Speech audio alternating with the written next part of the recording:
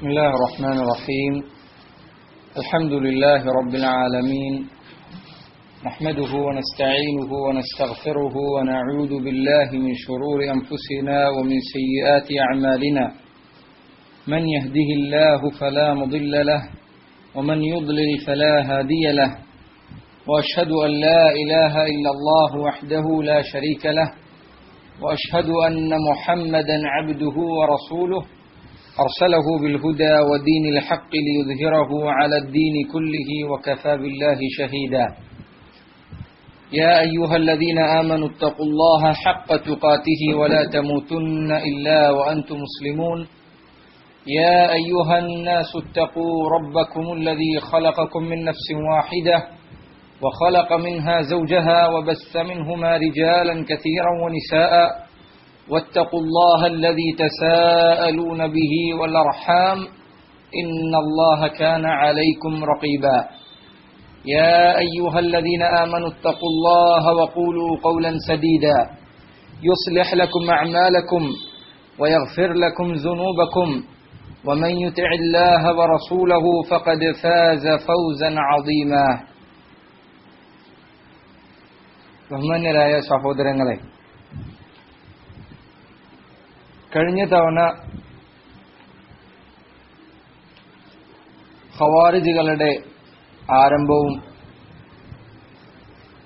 അതുപോലെ തന്നെ ആരാണ് ഖവാരിജുകൾ, ഇസ്ലാമിക സമൂഹത്തിൽ അവരുടെ തുടക്കം എന്നു മുതലായിരുന്നു, അതുപോലെ തന്നെ അലി ഇബ്നു അബി ത്വാലിബ് റളിയല്ലാഹു തആല അൻഹു അദ്ദേഹത്തിന്റെ ചരിത്രത്തിൽ ഖവാരിജുകൾ ഉണ്ടാക്കിയ പ്രശ്നങ്ങൾ എന്തെല്ലാമായിരുന്നു, ആ വിഷയത്തിൽ അലി റളിയല്ലാഹു അൻഹുവിന്റെയും സലഫുകളുടെയും ഇടപെടൽ എങ്ങനെയായിരുന്നു, ഇത്തരം കാര്യങ്ങളാണ് കഴിഞ്ഞ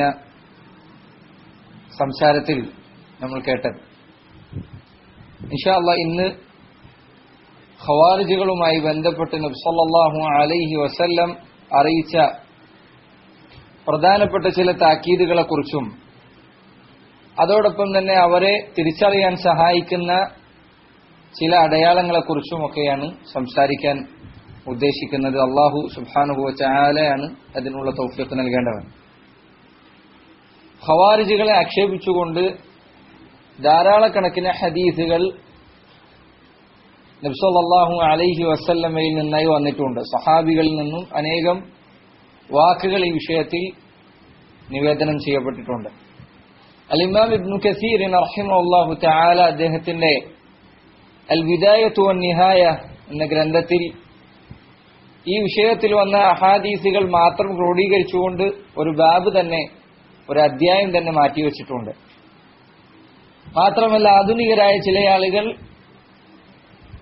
പേജുകൾ നീണ്ടു നിൽക്കുന്ന പുസ്തകങ്ങൾ ഖവാരിജുകളുടെ വിഷയത്തിൽ വന്ന അഹാദീസുകൾ ക്രോഡീകരിച്ചുകൊണ്ട് മാത്രം രചിക്കുകയും ചെയ്തിട്ടുണ്ട്. അതിൽ ചില സഹീഹായ ബുഖാരി മുസ്ലിമും ഉദ്ധരിച്ച, അതല്ലെങ്കിൽ സഹീഹായ ചില റിവായത്തുകൾ മാത്രമാണ് ഇവിടെ ഓർമ്മപ്പെടുത്താൻ ഉദ്ദേശിക്കുന്നത്. കഴിഞ്ഞ തവണ നമ്മൾ ഖവാരിജുകളുടെ ആരംഭത്തെക്കുറിച്ച് സംസാരിക്കവേ പറഞ്ഞു, നബി സല്ലല്ലാഹു അലൈഹി വസല്ലമയുടെ കാലഘട്ടത്തിൽ യമനിൽ നിന്ന് ലഭിച്ച സ്വത്ത് വീതം വെക്കുന്ന സന്ദർഭത്തിൽ ദുൽ ഖുവൈസറത്തു തമീമി എന്നു പേരുള്ള വ്യക്തി നബി സല്ലല്ലാഹു അലൈഹി വസല്ലമയുടെ അടുക്കൽ വരികയും യാ മുഹമ്മദ് ഇഅ്ദിൽ, മുഹമ്മദ് നീ നീതി കാണിക്കണം എന്നാവശ്യപ്പെടുകയും ചെയ്തു. ആ സന്ദർഭത്തിൽ റസൂലുള്ളാഹി സല്ലല്ലാഹു അലൈഹി വസല്ലം അയാളോട് ചോദിച്ചു, വൈലക്കും ഔ വൈലക്, നിനക്ക് നാശം.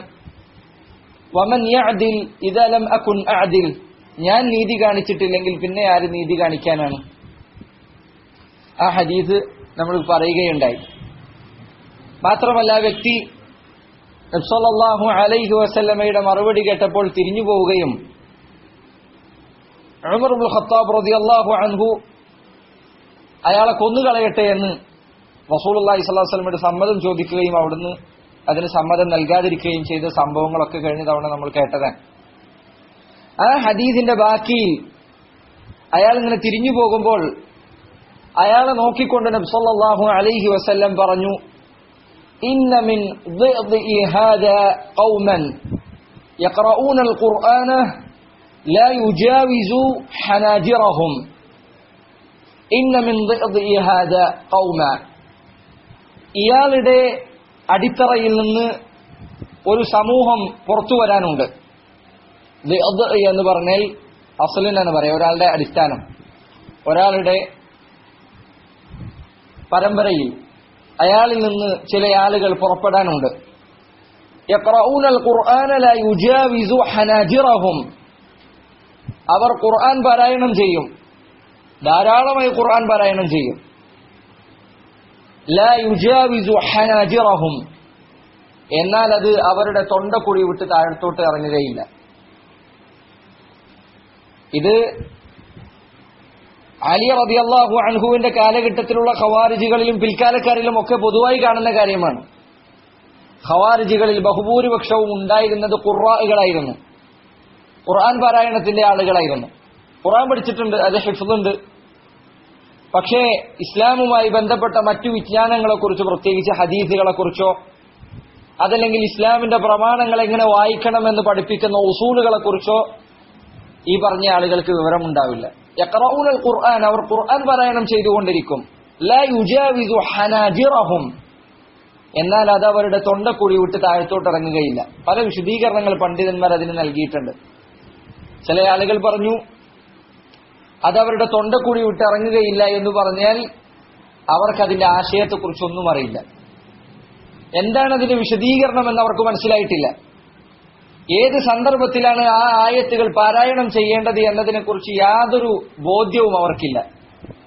അലി റളിയല്ലാഹു അൻഹു പറഞ്ഞതുപോലെ അദ്ദേഹം മിമ്പറിൽ ഖുത്ബക്ക് കയറിക്കഴിഞ്ഞാൽ ഖവാരിജികൾ എഴുന്നേറ്റ് നിന്ന് ഒച്ചയും വിളിയും കൂട്ടാറുണ്ടായിരുന്നു. എന്നിട്ട് അവർ പറയും, ഇനിൽ ഹുക്മു ഇല്ലാ ലില്ലാഹ്, അള്ളാഹുവിന് മാത്രമാണ് വിധി പറയാനുള്ള അവകാശം. അതല്ലെങ്കിൽ ചിലപ്പോൾ അവർ വിളിച്ചു പറയും, വമൻ ലം യഹ്കും ബിമാ അൻസലല്ലാഹു ഫഉലൈക ഹുമുൽ കാഫിറൂൻ, അള്ളാഹു ഇറക്കിയതനുസരിച്ച് വിധിക്കാത്തവർ കാഫിറുകളാണെന്ന് ഇങ്ങനെ വിളിച്ചു പറഞ്ഞുകൊണ്ടിരിക്കും. അപ്പോൾ അദ്ദേഹം പറയാറുണ്ടായിരുന്നു, കലിമത്തു ഹഖ്ഖിൻ യുരീദു ബിഹൽ ബാത്തിൽ ഔ യുറാദു ബിഹൽ ബാത്തിൽ. സത്യത്തിന്റെ വാക്കാണ് അവർ പറയുന്നത്, ഖുർആനാണ് അവർ ഓതുന്നത്, പക്ഷേ ലാ യുറാദു ബിഹ അൽ ബാത്തിൽ, അതുകൊണ്ട് അവർ ഉദ്ദേശിക്കുന്നത് ബാത്തിലാണ്, അസത്യമാണ്. അപ്പൊ ഇതാണ് നബി സല്ലല്ലാഹു അലൈഹി വസല്ലമയുടെ ഹദീസിൽ നിന്ന് മനസ്സിലാക്കാൻ സാധിക്കുന്നത്. അവർ ഖുർആൻ പാരായണം ചെയ്യും, പക്ഷെ അതിന്റെ അർത്ഥം എന്താണ് അത് ഹൃദയത്തിലേക്ക് ഇറങ്ങിയിട്ടില്ല. അതവരുടെ അതിന്റെ ആശയം എന്താണ് എന്ന് വ്യക്തമായി മനസ്സിലാക്കാൻ അവർക്ക് കഴിഞ്ഞിട്ടില്ല. ഇപ്പോഴും ഇന്ത്യയിൽ ഒരുത്തൻ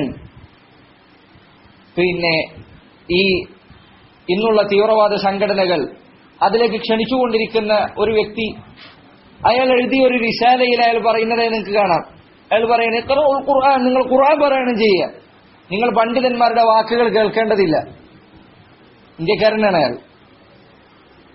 നിങ്ങൾ ഖുർആൻ പാരായണം ചെയ്യുക, അതിൽ ജിഹാദിന്റെ ആയത്ത് നിങ്ങൾ കാണും, നിങ്ങൾ ഇടത്തും വലത്തും നോക്കണ്ട.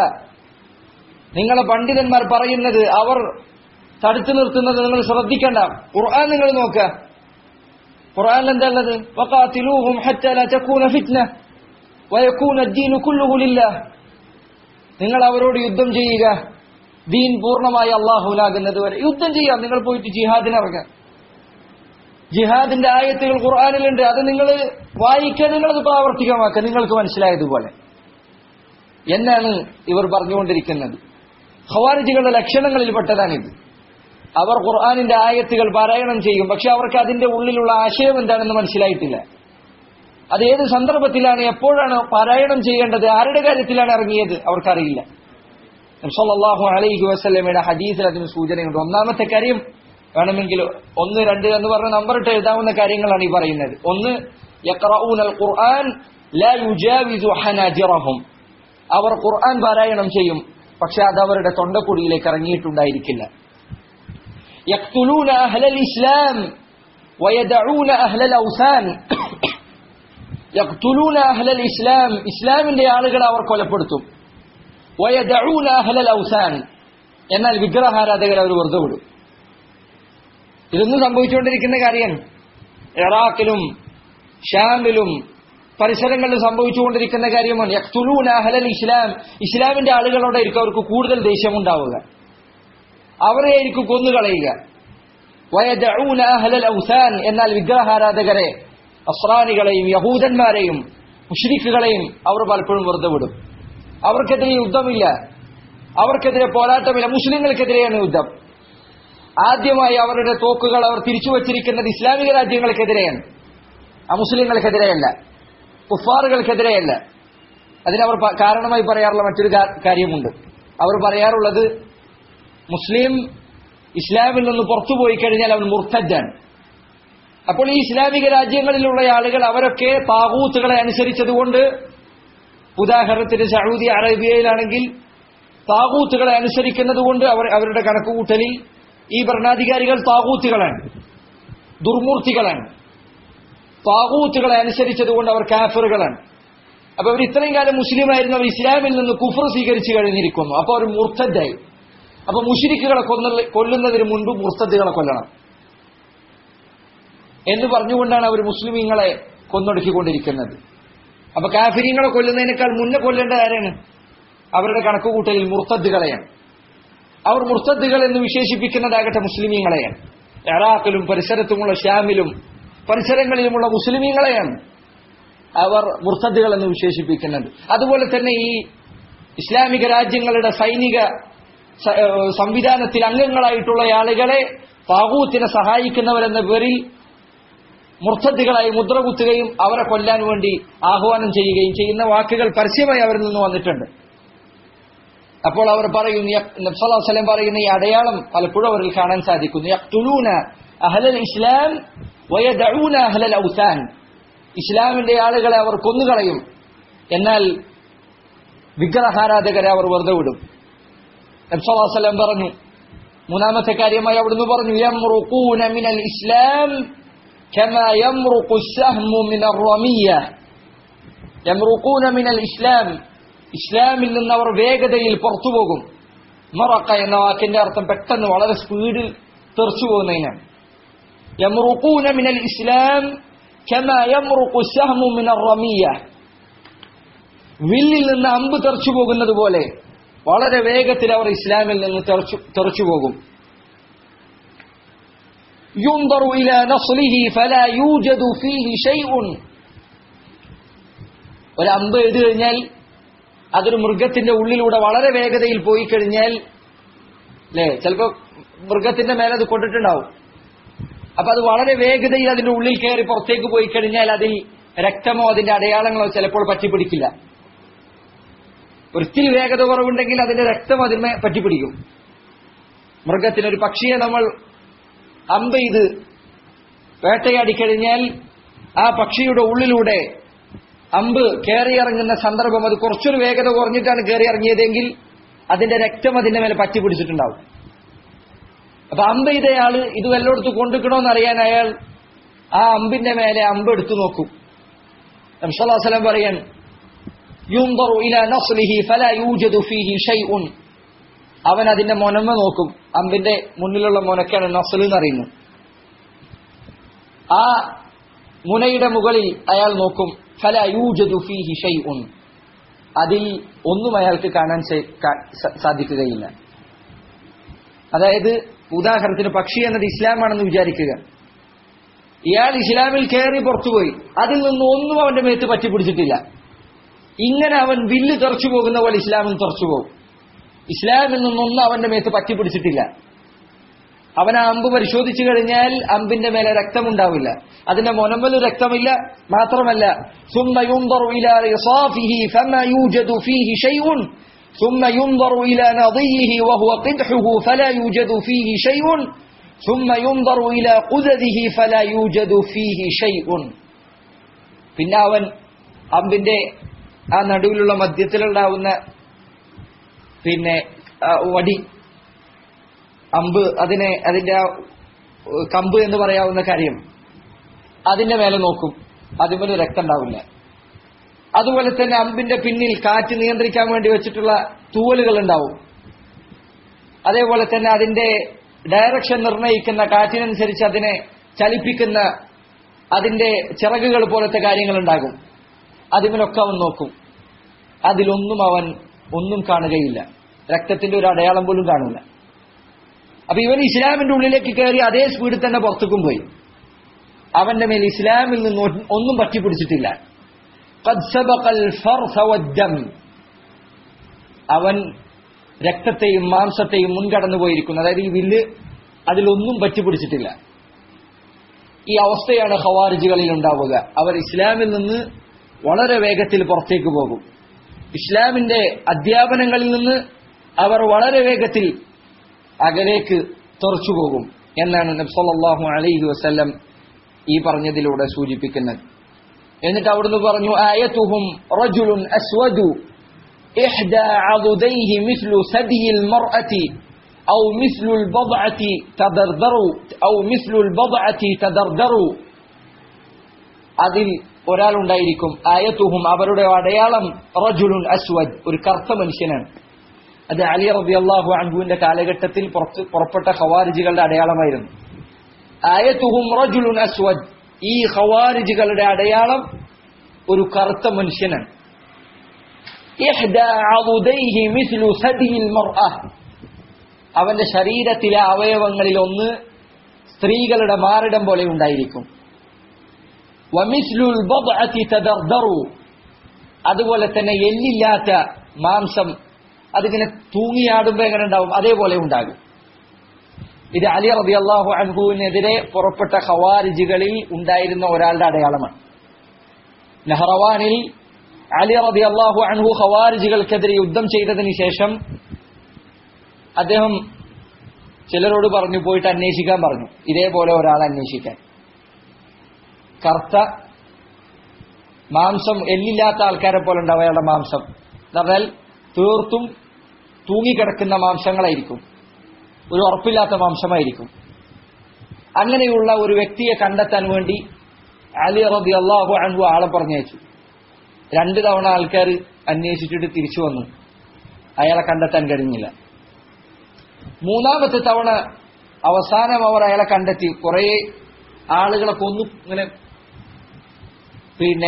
കുന്നുകൂട്ടിയിട്ടിരിക്കുന്ന ഖവാരിജികളെ കൊലപ്പെടുത്തി കുന്നുകൂട്ടിയിട്ടിരിക്കുന്ന അതിന്റെ അടിയിൽ, ഏറ്റവും അടിയിൽ അയാൾ തലയടിച്ച് കിടക്കുന്നുണ്ടായിരുന്നു, ചത്തുമലച്ച് കിടക്കുന്നുണ്ടായിരുന്നു. അപ്പോൾ അലി റളിയല്ലാഹു അൻഹു അള്ളാഹുവിനെ സ്തുതിച്ചതായി കാണാം. നബി സല്ലല്ലാഹു അലൈഹി വസല്ലമയുടെ ഈ ഹദീസ് സത്യമായി പുലർന്ന ഹദീസാണ്. ഖവാരിജികളിൽ ഒരാളുടെ അടയാളമായിരുന്നു ഇത്. അലി റളിയല്ലാഹു അൻഹു നഹ്റവാനിൽ അവരുമായി പോരാടിയ സന്ദർഭത്തിൽ ഈ പറഞ്ഞ അടയാളങ്ങളുള്ള വ്യക്തിയെ കണ്ടെത്തിയിട്ടുണ്ട്. അപ്പൊ അത് അവരുടെ അടയാളമാണ്. എല്ലാ ഖവാരിജികളിൽ ഈ അടയാളം ഉണ്ടാവുമോ എന്നത് വല്ലാഹു അലം, ഇല്ല എന്നാണ് ഞാൻ മനസ്സിലാക്കുന്നത്. വല്ലാഹു അലം. ويخرجون على حين فرقة من الناس ويخرجون, അവർ പുറപ്പെടും, ഖവാരിജികൾ പുറപ്പെടും. പ്രത്യേകം ശ്രദ്ധിക്കേണ്ട അടയാളമാണ്. ويخرجون على حين فرقة من الناس, ജനങ്ങൾക്കിടയിൽ ഭിന്നിപ്പ് നിലനിൽക്കുന്ന സന്ദർഭത്തിലാണ് അവർ പുറപ്പെടുക. ഖവാരിജികളുടെ പുറപ്പാടിന്റെ സന്ദർഭം എപ്പോഴായിരിക്കും? ജനങ്ങൾക്കിടയിൽ, ആളുകൾക്കിടയിൽ, മുസ്ലിമീങ്ങൾക്കിടയിൽ ഭിന്നിപ്പ് പ്രകടമായി നിലനിൽക്കുന്ന സന്ദർഭത്തിലാണ് ഖവാരിജികൾ പുറപ്പെടുക. ഇത് ഖവാരിജികളുടെ ചരിത്രം പരിശോധിച്ച് ഇൻഷാ അല്ലാഹ് ചില സംസാരങ്ങളിൽ നമുക്ക് അതുകൂടി കേൾക്കേണ്ടതുണ്ട്. ഖവാരിജികൾ ഓരോ കാലഘട്ടത്തിലും വന്നത് എന്ത് കാരണങ്ങൾ പറഞ്ഞുകൊണ്ടാണ്. അലി റളിയല്ലാഹു അൻഹുവിന്റെ ചരിത്രം നമുക്കറിയാം. പക്ഷെ അതിനുശേഷവും ഖവാരിജികൾ വന്നിട്ടുണ്ട്. ഉമവി ഖലീഫമാരുടെ കാലഘട്ടത്തിൽ എന്തിനധികം അലി റളിയല്ലാഹു അൻഹു തൊട്ടുശേഷം ഭരണമേറ്റെടുത്ത മുആവിയ ഇബ്നു അബി സുഫിയാൻ റളിയല്ലാഹു അൻഹുമ, അദ്ദേഹത്തിന്റെ ഭരണകാലഘട്ടത്തിൽ ഖവാരിജികൾ പുറപ്പെട്ടിട്ടുണ്ട്. അതുപോലെ തന്നെ ഉമവി ഖലീഫമാരുടെ കാലഘട്ടത്തിലും അബ്ബാസി ഖലീഫമാരുടെ കാലഘട്ടത്തിലും ഒക്കെ ഖവാരിജികൾ പുറപ്പെട്ടിട്ടുണ്ട്. അപ്പൊ അവരുടെ ചരിത്രം മനസ്സിലാക്കുക എന്നത് ഇന്നത്തെ ഖവാരിജികളുമായി അവർക്കുള്ള സാമ്യത മനസ്സിലാക്കാൻ ഉപകാരപ്പെടും. കാരണം പലപ്പോഴും ഇന്നത്തെ ഇത്തരം സംഘടനകൾ, പ്രസ്ഥാനങ്ങൾ അവർ പറയാറുള്ളത്, ഞങ്ങൾക്കെവിടെ പണ്ടത്തെ ഖവാരിജികളുടെ അടയാളം? പണ്ടത്തെ ഖവാരിജികൾ പറഞ്ഞ എന്ത് വാദമാണ് ഞങ്ങൾ പറയുന്നത്? ശരിയാണ്, പണ്ടത്തെ ഖവാരിജികൾ പറഞ്ഞ അതേ ഐനുൽ കലാമുള്ള ആൾക്കാർ ഇന്നില്ല, അതേ വാക്ക് പറയുന്ന ആൾക്കാർ ഇന്ന് എന്തായാലും ഉണ്ടാവില്ല. കാരണം എന്താണ്? അത് ബാത്തിലാണ് എന്ന് മുസ്ലിം ഉമ്മത്തിന്റെ ഇടയിൽ പ്രകടമായി മനസ്സിലായ കാര്യമാണ്. വളരെ വ്യക്തമായ ബാത്തിലുമായിട്ട് ഒരിക്കലും ബിദ്അത്തിന്റെ ആൾക്കാർ പുറത്തേക്ക് വരില്ല. വളരെ പ്രകടമായ ബാത്തിലുമായിട്ട് ബിദ്അത്തിന്റെ ആൾക്കാർ വരില്ല. കാരണം എന്തായാലും ഒരു സത്യത്തിന്റെ മൂടി അതിന് പതിപ്പിച്ചിട്ടേ വരുള്ളൂ. ഇല്ലെങ്കിൽ ആൾക്കാർ ഒന്നാമത്തെ വർത്താനത്തെ തന്നെ തള്ളിക്കളയും. അപ്പൊ ഖവാരിജികൾ അവർ ആദ്യ കാലഘട്ടത്തിൽ വന്ന പോലെ പിൽക്കാലഘട്ടത്തിലും വന്നിട്ടുണ്ട്. ആ സന്ദർഭത്തിൽ അവർ വന്ന സന്ദർഭങ്ങളും അവർ പറഞ്ഞ ന്യായങ്ങളും എന്താണ് എന്ന് പരിശോധിക്കുന്നത് ഇക്കാലഘട്ടത്തിലുള്ള ഖവാരിജികളുമായി അവർക്കുള്ള സാമ്യത മനസ്സിലാക്കാൻ സഹായിക്കും. നബി സല്ലല്ലാഹു അലൈഹി വസല്ലം പറയുന്നു, വയഖ്റുജൂന അലാ ഹീനി ഫുർഖത്തിൻ മിനൻ നാസ്, ജനങ്ങൾക്കിടയിൽ അഭിപ്രായ വ്യത്യാസം, ഭിന്നിപ്പ് നിലനിൽക്കുന്ന സന്ദർഭത്തിലായിരിക്കും ഖവാരിജികൾ പുറപ്പെടുക. അത് നിങ്ങൾ പരിശോധിക്കുക. ഖവാരിജികളുടെ പുറപ്പാടിന്റെ സന്ദർഭങ്ങൾ, സ്ഥലങ്ങൾ പരിശോധിക്കുക. മുസ്ലിം ഉമ്മത്തിൽ നിലനിൽക്കുന്ന അഭിപ്രായ വ്യത്യാസങ്ങളിൽ ശക്തമായ അഭിപ്രായ വ്യത്യാസം നിലനിൽക്കുന്ന സ്ഥലങ്ങൾ ഏതാണെന്ന് നിങ്ങൾ പരിശോധിക്കുക. മുസ്ലിം ഉമ്മത്തിൽ ശക്തമായ അഭിപ്രായ വ്യത്യാസം, ഇവിടെയൊക്കെ അഭിപ്രായ വ്യത്യാസം ഉണ്ടായാലും സ്റ്റേജിൽ നിന്ന് അങ്ങോട്ട് മറുപടിയേ ഉള്ളൂ. അഭിപ്രായ വ്യത്യാസത്തിന്റെ പേരിൽ തോക്കെടുക്കുന്ന നാടുകളുണ്ട്. അഭിപ്രായ വ്യത്യാസങ്ങൾ ശക്തമായി നിൽക്കുന്ന നാടുകൾ അവിടെ പരിശോധിക്കുക. നബി സല്ലല്ലാഹു അലൈഹി വസല്ലം പറഞ്ഞ അടയാളങ്ങളിൽ പലതും നമുക്കവിടെ കാണാൻ പറ്റും. മാത്രമല്ല ചില റിവായത്തുകളിൽ ഇങ്ങനെ കാണാം. നബി സല്ലല്ലാഹു അലൈഹി വസല്ലമയുടെ ചില റിവായത്തുകളിൽ ഇപ്രകാരം കാണാം, വയഖ്റുജൂന അലാ ഖൈരി ഫിർഖത്തിൻ മിനൻ നാസ്, അവർ ജനങ്ങളിലെ ഏറ്റവും നല്ല കൂട്ടർക്കെതിരെയാണ് പുറപ്പെടുക. ഏറ്റവും നല്ല ആളുകൾക്കെതിരെയാണ് അവർ പുറപ്പെടുക. ജനങ്ങളുടെ കൂട്ടത്തിൽ നിലനിൽക്കുന്നതിൽ ഏറ്റവും നല്ല ആൾക്കാർ, അവർക്കെതിരെയാണ് അവർ ആദ്യം പുറപ്പെടുക. കുറച്ചെങ്കിലും ഹക്കിനോടും സത്യത്തിനോടും ഇസ്ലാമിനോടും അടുത്തു നിൽക്കുന്ന, ശരീഅത്തിനോട് താല്പര്യം കാണിക്കുന്ന, അതിനോട് അടുത്തു നിൽക്കുന്ന ആളുകൾ, അവർക്കെതിരെയായിരിക്കും അവരുടെ ആദ്യത്തെ പുറപ്പാട്, അവർക്കെതിരെയായിരിക്കും അവരുടെ ആദ്യത്തെ ആരോപണം, അവർക്കെതിരെയായിരിക്കും അവരുടെ ശക്തമായ കോപ്പുകൂട്ടലുണ്ടാവുക. നബി സല്ലല്ലാഹു അലൈഹി വസല്ലമയുടെ ഈ ഹദീസ് ബുഖാരി മുസ്ലിം ഉദ്ധരിച്ച ഹദീസാണ്. വയഖ്റുജൂന അലാ ഹീനി ഫുർഖത്തി മിനൻ നാസ്, എന്നിട്ട് നബി സല്ലല്ലാഹു അലൈഹി വസല്ലം പറഞ്ഞു, ലഇൻ അദ്റക്തുഹും ലഅഖ്തുലന്നഹും ഖത്ല ആദിൻ, ലഇൻ അദ്റക്തുഹും, ഞാൻ അവരെ കണ്ടെത്തിയാൽ, ലഅഖ്തുലന്നഹും ഖത്ല ആദിൻ, ആദ് സമൂഹത്തെ കൊന്നൊടുക്കിയതുപോലെ ഞാൻ അവരെ കൊന്നൊടുക്കും. ഞാൻ അവരെ കണ്ടുമുട്ടിയാൽ, എന്റെ ജീവിത കാലഘട്ടത്തിൽ അവർ പുറപ്പെട്ടാൽ, ഞാൻ അവരെ ആദ് സമുദായത്തെ കൊന്നൊടുക്കിയതുപോലെ കൊന്നുകളയും. ചില ആളുകൾക്ക് ഒരു സംശയം ഉണ്ടായേക്കാം, എന്നിട്ട് എന്തുകൊണ്ട് നബി സല്ലല്ലാഹു അലൈഹി വസല്ലം അവിടുത്തെ അടുക്കലേക്ക് വന്ന ദുൽഖുവൈസറത്തു തമീമിയെ കൊന്നുകളഞ്ഞില്ല? ഒന്നാമത്തെ മറുപടി നബി സല്ലല്ലാഹു അലൈഹി വസല്ലം തന്നെ കഴിഞ്ഞ ഹദീസിൽ, നമ്മൾ കഴിഞ്ഞ ദർസിൽ പറഞ്ഞിരുന്നു, ആളുകൾക്കിടയിൽ തെറ്റിദ്ധാരണ വരക്കാതിരിക്കാൻ വേണ്ടി അവിടുന്ന് തന്റെ സഹാബികളെ തന്നെ കൊന്നുകളയുന്നുണ്ട് എന്ന ചിന്ത ആളുകൾക്കിടയിൽ പ്രചരിക്കാതിരിക്കുന്നതിനു വേണ്ടി. മറ്റൊരു കാരണം, അലി റളിയല്ലാഹു അൻഹുവിന്റെ ചരിത്രം കഴിഞ്ഞ തവണ പറഞ്ഞപ്പോൾ നിങ്ങൾക്ക് മനസ്സിലായിട്ടുണ്ടാവും, ഖവാരിജികൾക്കെതിരിൽ വാളെടുക്കേണ്ടത് അവർ വാളെടുക്കുമ്പോഴാണ്. അവർ വാളെടുക്കാത്തിടത്തോളം കാലം അവർക്കെതിരെ വാളെടുക്കാൻ അർഹതയില്ല. അവർ നാവുകൊണ്ട് പറഞ്ഞുകൊണ്ട് ഇരിക്കുക മാത്രമാണെങ്കിൽ, അതായത് അവർ വാളെടുക്കുന്നില്ലെങ്കിൽ അവർക്കെതിരെ തിരിയാൻ യാതൊരു നിലക്കും നമുക്ക് അർഹതയില്ല. മാത്രമല്ല, നമ്മൾ ശ്രദ്ധിക്കണം, ഇൻഷാ അല്ലാഹ് അതിലേക്ക് അവസാനം നമ്മൾ വരും, ഖവാരിജികൾ ഒരിക്കലും ഇസ്ലാമിൽ നിന്ന് പുറത്തല്ല, കാഫിരീങ്ങളല്ല, അവരെ തക്ഫീർ നടത്തിയിട്ടില്ല എന്നാണ്. സഹാബികളിൽ ബഹുഭൂരിപക്ഷവും അവർ കാഫിറുകളാണെന്ന് പറഞ്ഞിട്ടില്ല. വളരെ ചുരുങ്ങിയ ആളുകളുടെ വാക്കുകളിൽ അവർ കാഫിറുകളാണ് എന്ന് തോന്നിപ്പിക്കുന്ന ചില വാക്കുകൾ വന്നിട്ടുണ്ട്. എങ്കിൽ കൂടി അവർ അവരുടെ വാക്കുകൾ പൂർണ്ണമായി പരിശോധിച്ചു കഴിഞ്ഞാൽ ഖവാരിജികൾ കാഫിറാണ് എന്ന് സഹാബികൾ ആരും മുദ്രകുത്തിയിട്ടില്ല. ഖവാരിജികൾ ഇസ്ലാമിൽ തന്നെ പെട്ട കക്ഷിയാണ്, മുസ്ലിമീങ്ങൾക്കിടയിൽ തന്നെയുള്ള കക്ഷിയാണ്, ഇസ്ലാമിൽ നിന്ന് പുറത്തുപോയ ആളുകളല്ല. അതിന് അനേകം തെളിവുകളുണ്ട്. ഇൻഷാ അല്ലാഹ് അതിൽ ചില തെളിവുകൾ നമ്മൾ പറയും. മാത്രമല്ല, പ്രത്യേകം ശ്രദ്ധിക്കേണ്ട ഒരു കാര്യം, ഒരു കാരണവശാലും ഇത്തരം ചിന്താഗതികളുള്ള ആളുകളെ, അവരെ അമുസ്ലിമീങ്ങൾക്കെതിരിൽ, അമുസ്ലിമീങ്ങൾക്ക് ഇവരെ ഒറ്റുകൊടുക്കുക എന്നതോ, അതല്ലെങ്കിൽ അമുസ്ലിമീങ്ങൾക്കെതിരെ സഹായിക്കുക എന്നതോ, ഇവർ എന്ത് ദുൽമു ചെയ്യുന്നുണ്ടെങ്കിൽ ഇവരുടെ വാക്കുകൾ തെറ്റാണ്, അതിനെ ശക്തമായി നമ്മൾ എതിർക്കുന്നു. ഖവാരിജികളുടെ ചിന്താഗതി ഏറ്റവും പിഴവുള്ള ചിന്താഗതിയാണ്, ഇസ്ലാമിന് അപകടകരമായ ചിന്താഗതിയാണ്. ഇസ്ലാമിന്റെ ചിത്രത്തെ, അതിന്റെ സംഹത്തിനെ, അതിന്റെ കാരുണ്യത്തെ ഇല്ലാതെയാക്കി കളയുന്ന ആളുകളുടെ മുന്നിൽ തെറ്റിദ്ധരിപ്പിക്കുന്ന ചിന്താഗതിയാണ് ഖവാരിജികളത്. പക്ഷേ ഒരാൾ ഖാരിജി എന്ന് കണ്ടു കഴിഞ്ഞാൽ അപ്പോൾ തന്നെ കാഫിരീങ്ങളിൽപ്പെട്ട, അതല്ലെങ്കിൽ കുഫ്രൻ ഭരണകൂടങ്ങൾക്ക് അവരെ ഒറ്റിക്കൊടുക്കുക എന്ന് ശരിയല്ല. കാരണം അവർ മുസ്ലിമീങ്ങളിൽപ്പെട്ട ആളുകളാണ്. മുസ്ലിമീങ്ങൾക്കെതിരെ ഒരിക്കലും അമുസ്ലിമീങ്ങളെ സഹായിക്കേണ്ടതില്ല. അത് വേറെ കാര്യമാണ്. എന്നാൽ ഇസ്ലാമിക ഭരണകൂടങ്ങളിലാണ് ഇത്തരം ചിന്താഗതികൾ ഉള്ളതെങ്കിൽ, ഇത്തരം കോപ്പുകൂട്ടലുകൾ ഉള്ളതെങ്കിൽ ശരിയാണ്, ഇസ്ലാമിക ഭരണകൂടത്തിന്റെ ആളുകളെ അത് അറിയിക്കലും പണ്ഡിതന്മാരെ അറിയിക്കലും അനിവാര്യമാണ്. അതല്ലെങ്കിൽ മുസ്ലിമീങ്ങളെ ഒരിക്കലും ആ മുസ്ലിമീങ്ങൾക്കെതിരെ ഒറ്റുകൊടുക്കുക എന്നത് ശരിയായ നിലപാടല്ല. അത് ചിലപ്പോൾ ഇസ്ലാമിൽ നിന്ന് പുറത്തു പോകാനുള്ള കാരണമായി തന്നെ വരാൻ സാധ്യതയുണ്ട്. അതുകൊണ്ട് ഒരിക്കലും ആ മുസ്ലിമീങ്ങൾക്കെതിരിൽ മുസ്ലിമീങ്ങളെ ഉപദ്രവിക്കരുത്. ആ മുസ്ലിമീങ്ങൾക്ക് അനുകൂലമായി മുസ്ലിമീങ്ങളെ ഉപദ്രവിക്കരുത്. ആ മുസ്ലിമീങ്ങൾക്ക് അനുകൂലമായി മുസ്ലിമീങ്ങളെ ഒരിക്കലും ഉപദ്രവിക്കാൻ നമുക്ക് അനുവാദമില്ല. അതുകൊണ്ട് പരമാവധി ഒരു മുസ്ലിമിന്റെ ന്യൂനതകൾ മറച്ചുവെക്കാനും അവനെ ശരിയാക്കാനും അവനെ ഉപദേശിച്ച് നന്നാക്കാനുമാണ് നമ്മൾ ശ്രമിക്കേണ്ടത്. അതല്ലാത്ത നീക്കങ്ങൾ ഇസ്ലാമികമായി ശരിയാണ് എന്ന് നമ്മൾ മനസ്സിലാക്കുന്നില്ല. വല്ലാഹു അലം. അപ്പൊ ഈ ഹദീസിലും സല്ലല്ലാഹു അലൈഹി വസല്ലം പല കാര്യങ്ങൾ പറഞ്ഞു. അവിടുന്ന് പറഞ്ഞു, ലഇൻ അദ്റക്തുഹും ലഅഖ്തുലന്നഹും ഖത്ല ആദിൻ.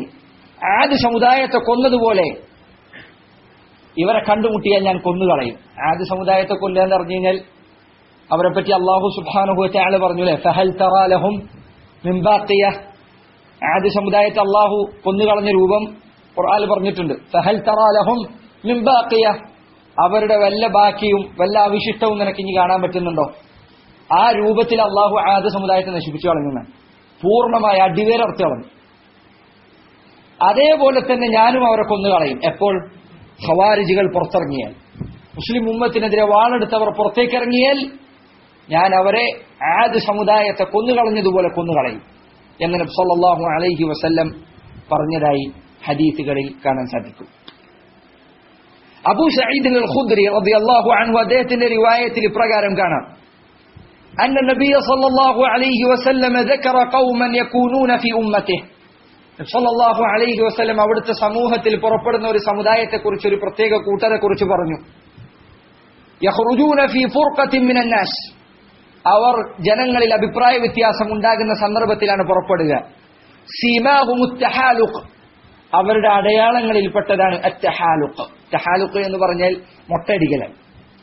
മൊട്ടയടിക്കുക എന്നത് അവരുടെ അടയാളങ്ങളിൽപ്പെട്ടതാണ്. അത് എല്ലാ കാലഘട്ടത്തിലെയും ഖവാരിജികൾ മൊട്ടയടിച്ചിട്ടില്ല.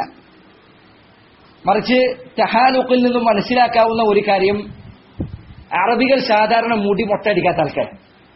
നബി സല്ലല്ലാഹു അലൈഹി വസല്ലമയുടെ കാലഘട്ടത്തിൽ മുടി മൊട്ടയടിക്കുക എന്നത് ഇബാദത്തിന്റെ സന്ദർഭത്തിൽ, ഉദാഹരണത്തിന് ഹജ്ജിന്റെ സന്ദർഭത്തിലും മറ്റു ചില സന്ദർഭങ്ങളിലും ഇഹ്റാം ചെയ്യുന്ന ചില സന്ദർഭങ്ങളിൽ മാത്രമാണ് മൊട്ടയടിക്കുക എന്നത് റസൂലുള്ളാഹി സ്വല്ലല്ലാഹു അലൈഹി വസല്ലം സഹാബികളും സ്ഥിരപ്പെട്ടിട്ടുള്ളത്. ധാരാളമായി മൊട്ടയടിച്ചിരുന്നില്ല. അപ്പൊ ജനങ്ങൾ പൊതുവായി മുടിയുള്ള ആൾക്കാരെയാണ്. അപ്പൊ അവരിൽ നിന്ന് വ്യത്യസ്തരായി നിൽക്കുക എന്നതിനാണ് ഇവർ മൊട്ടടിച്ചിരുന്നത്. ഖവാരിജികൾ മൊട്ടയടിച്ചിരുന്നു. അപ്പൊ ഇവരിൽ നിന്ന് പ്രത്യേകമായി വേറിട്ട് നിൽക്കുമായിരുന്നു. സാധാരണക്കാരായ ആളുകളിൽ നിന്ന് ഈ പറഞ്ഞ ആളുകൾ വേറിട്ട് നിൽക്കുമായിരുന്നു. അപ്പൊ ഇതിൽ നിന്ന് മനസ്സിലാക്കാവുന്ന എല്ലാ ഖവാരിജികളും മൊട്ടയടിച്ച ആൾക്കാരായിരിക്കുന്നല്ല, മറിച്ച് മൊത്തത്തിൽ മുസ്ലിം ഉമ്മത്തിൽ നിന്ന് വേറിട്ട് നിൽക്കുന്ന പല വേഷഭൂഷാദികൾ അവർക്കുണ്ടാവും. സാധാരണ മുസ്ലിമീങ്ങൾ ഇടാത്ത വസ്ത്രങ്ങൾ, അവരെ പ്രത്യേകം തന്നെ കണ്ടാൽ തിരിച്ചറിയാൻ പറ്റുന്ന കോലുണ്ടാവും.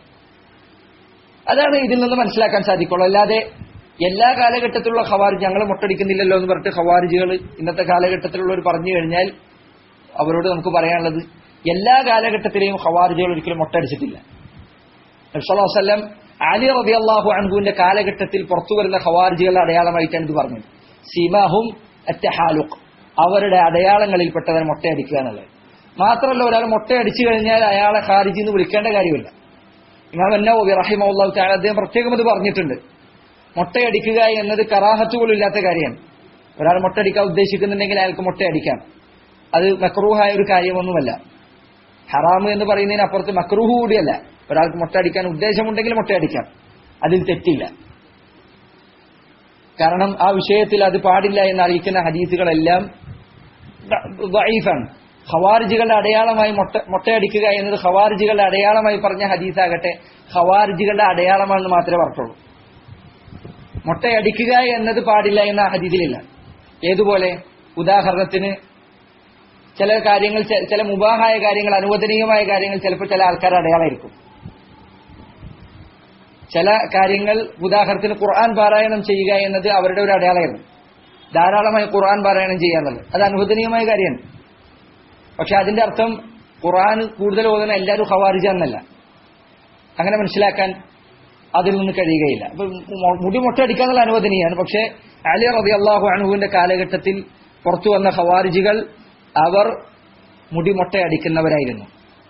നബി സല്ലല്ലാഹു അലൈഹി വസല്ലം പറഞ്ഞു, ഹും ശർറുൽ ഖൽഖി ഔ മിൻ അശർറിൽ ഖൽഖി, അവർ സൃഷ്ടികളുടെ കൂട്ടത്തിൽ ഏറ്റവും മോശം ആളുകളാണ്. ഇവിടെ ഷർറുൽ ഖൽഖ് എന്നതുകൊണ്ട് ഉദ്ദേശിക്കുന്നത് കാഫിരിങ്ങളെ ഒഴിച്ചു നിർത്തിയിട്ടാണ് എന്നാണ് പല ആളുകളും പറഞ്ഞത്. അതായത് മുസ്ലിമീങ്ങളുടെ ഇടയിൽ ഏറ്റവും മോശം ആളുകൾ ഇവരാണ്. യഖ്തുലുഹും അദ്ന ത്വായിഫതൈൻ ഇലൽ ഹഖ്, യഖ്തുലുഹും അവരെ കൊന്നുകളയും, അദ്ന ത്വായിഫതൈൻ ഇലൽ ഹഖ് സത്യത്തിനോട് ഏറ്റവും അടുത്ത് നിൽക്കുന്ന കക്ഷിയാണ് അവരെ കൊന്നുകളയുക.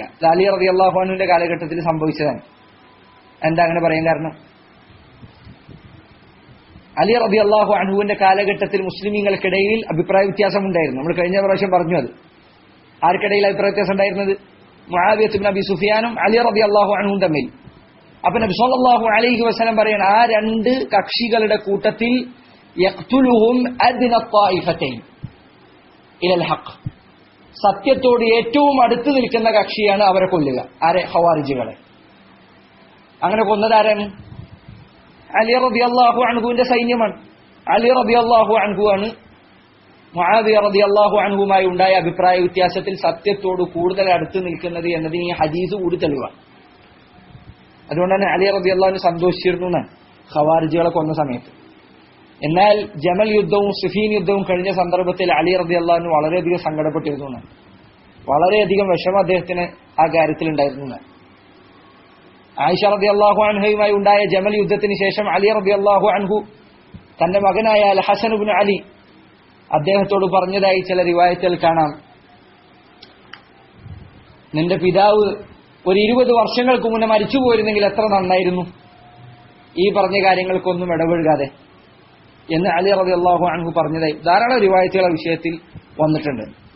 എന്റെ അലി റളിയല്ലാഹു അൻഹുവിന് ജമൽ യുദ്ധത്തെക്കുറിച്ചും സിഫീൻ യുദ്ധത്തെക്കുറിച്ചും വിഷമം ഉണ്ടായിരുന്നു എന്നറിയിക്കുന്ന അനേകം റിവായത്തുകൾ വന്നിട്ടുണ്ട്.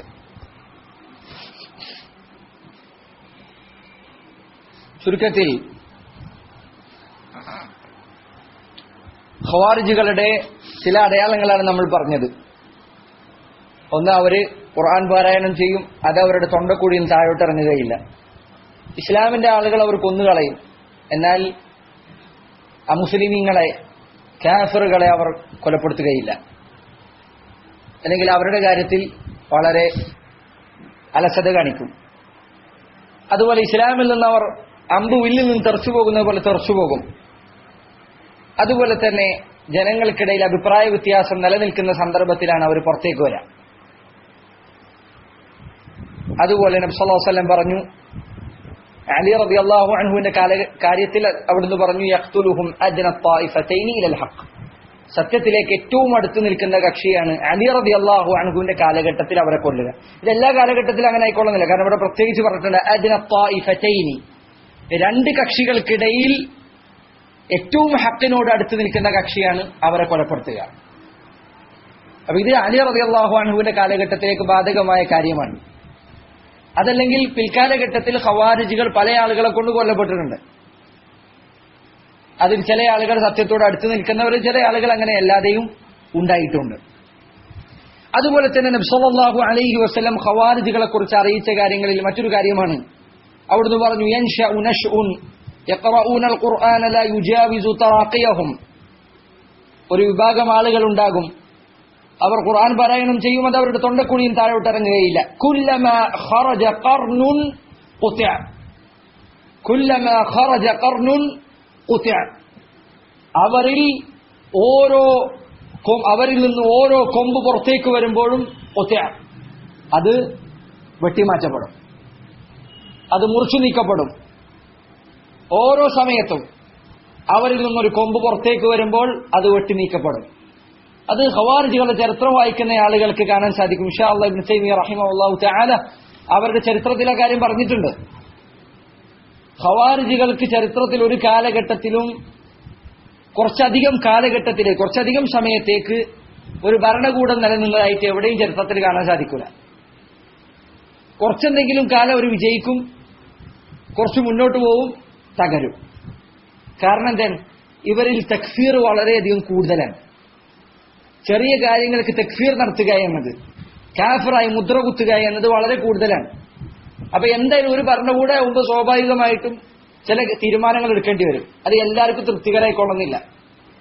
അപ്പൊ ഒരു ടീമിന് അത് തൃപ്തികരമായിട്ടില്ലെങ്കിൽ പിന്നെ അവർ പറയും ഇത് കുഫറാണ്. പലപ്പോഴും ഇത് തെറ്റായിക്കൊള്ളുന്നില്ല. ചിലപ്പോൾ നല്ല കാര്യമായിരിക്കും. നല്ല കാര്യത്തെ വരെ ചിലപ്പോൾ അവർ കുഫർ എന്ന് പറയും. അതല്ലെങ്കിൽ ചിലപ്പോൾ അതൊരു ദമ്പായിരിക്കും, ഒരു തെറ്റ് അബദ്ധമായിരിക്കും. അതല്ലെങ്കിൽ ഒരു വൻപാപം തന്നെയായിരിക്കും. അതല്ലെങ്കിൽ അവ്യക്തതയുള്ള വിഷയമായിരിക്കും. പക്ഷെ അവർ പറയും ഇത് കുഫറാണ്.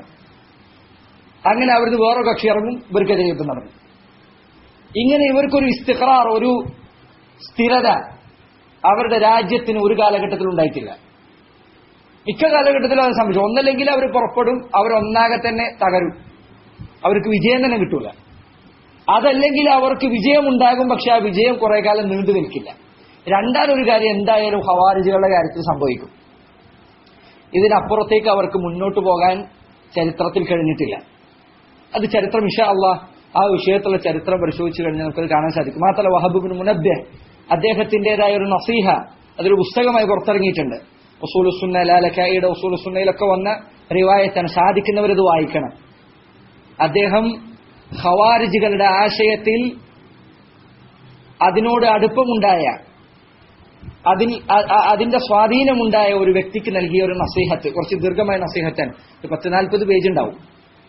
10-40 പേജ് എന്ന് പറയാൻ മാത്രം വലിയ പുസ്തകമല്ല, ചെറിയ പുസ്തകമാണത്. ഒരു ചെറിയ റിസാലയാണ്. ഇൻഷാ അല്ലാഹ് സാധിക്കുമെങ്കിൽ പിന്നീട് ഒരിക്കൽ നമുക്കത് വായിക്കാം. ആ റിസാല അറബി അറിയുന്നവർ വായിക്കേണ്ട റിസാലയാണ്. അത് റിസാലത്തു നസീഹത്തു വഹബ് ഇബ്നു മുനബ്ബിഹിൻ ലിറജുലിൻ തഅസ്സറ ബിൽ ഖവാരിജ് എന്ന പേരിൽ അത് പുറത്തിറങ്ങിയിട്ടുണ്ട്. ആ റിസാല നിങ്ങൾക്ക് പിന്നെ ഇന്റർനെറ്റിൽ സെർച്ച് ചെയ്ത് കഴിഞ്ഞാൽ അതിന്റെ PDF കോപ്പി നിങ്ങൾക്ക് ലഭിക്കും. അതിന്റെ PDF കോപ്പി നിങ്ങൾ വായിക്കുകയാണെങ്കിൽ അതിൽ തഅലീഖാത്തുകളുണ്ട്. അതിൽ ചിലപ്പോൾ അർത്ഥമറിയാത്ത വാക്കുകൾ ഉണ്ടാവും. ആ വാക്കുകളുടെ വിശദീകരണം അടക്കമുണ്ട്. അതിൽ അദ്ദേഹം പറഞ്ഞതായിക്കാണ് ഖവാരിജുകൾ അവർ ഹക്കിന്റെ ആളുകളല്ല. അതിന് അടയാളമായിട്ട് അദ്ദേഹം പറഞ്ഞു അവർക്കിന്നുവരെ അല്ലാഹു സുബ്ഹാനഹു വ തആല നിലനിൽക്കുന്ന സ്ഥിരതയുള്ള ഒരു ഭരണ സംവിധാനം നൽകിയിട്ടില്ല.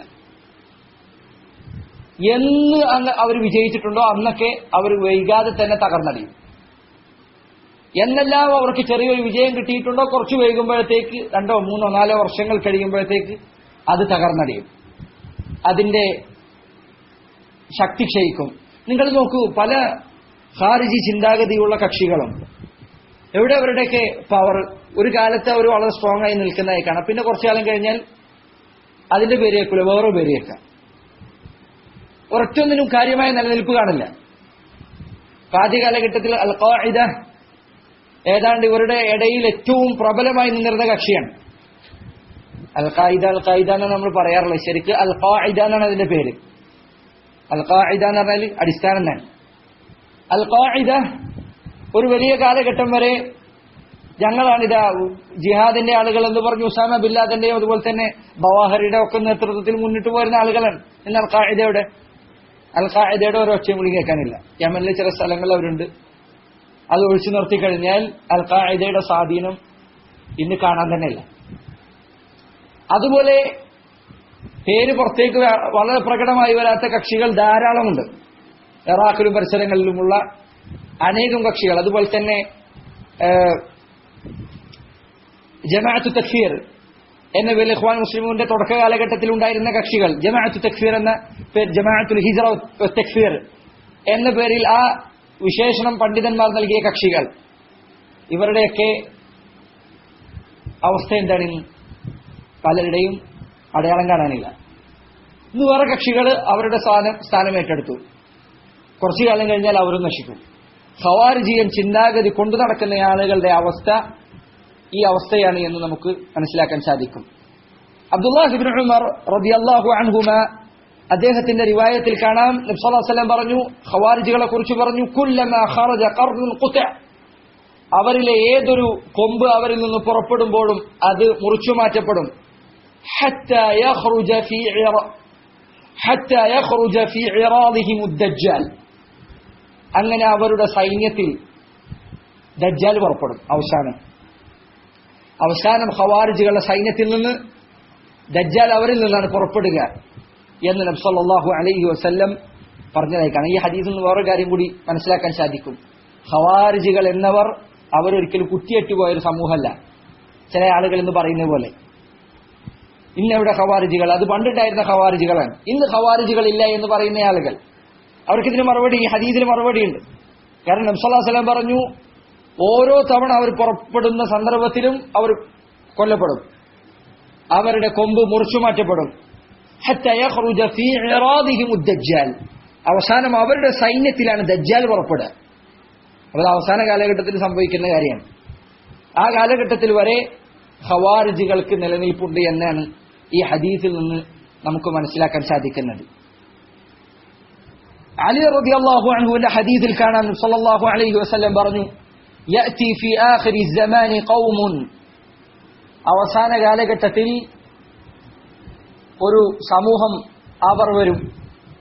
ഹുദസാഉൽ അസ്നാൻ, ഹുദസാഉൽ അസ്നാൻ എന്ന് പറഞ്ഞാൽ വളരെ പ്രായം കുറവായിരിക്കും, അവർക്ക് വളരെ പ്രായം കുറവായിരിക്കും. കൂടിയ 30, 35, 40 വയസ്സ് ഇപ്രായമുള്ള ആൾക്കാരായിരിക്കും, അല്ലെങ്കിൽ 20, 25 മേലുള്ള പ്രായമുള്ള ആൾക്കാർ. ഈ പ്രായത്തിലുള്ള ആളുകളായിരിക്കും അവരിൽ ഉണ്ടാവുക. ഹുദസാഉൽ അസ്നാൻ, ഹുദസാഉൽ അസ്നാന് 2 വിശദീകരണം നൽകപ്പെട്ടിട്ടുണ്ട്. ഒന്ന്, പ്രായം കുറഞ്ഞ ആൾക്കാർ. കാരണം എന്താണ്, പ്രായം കുറഞ്ഞ ആൾക്കാരിൽ പെട്ടെന്ന് വൈകാരികമായ എടുത്തുചാട്ടം കൂടുതലായിരിക്കും. അല്ലാഹു സുബ്ഹാനഹു വ തആല നമ്മളൊക്കെ അതിന് കാത്തുരക്ഷിക്കട്ടെ.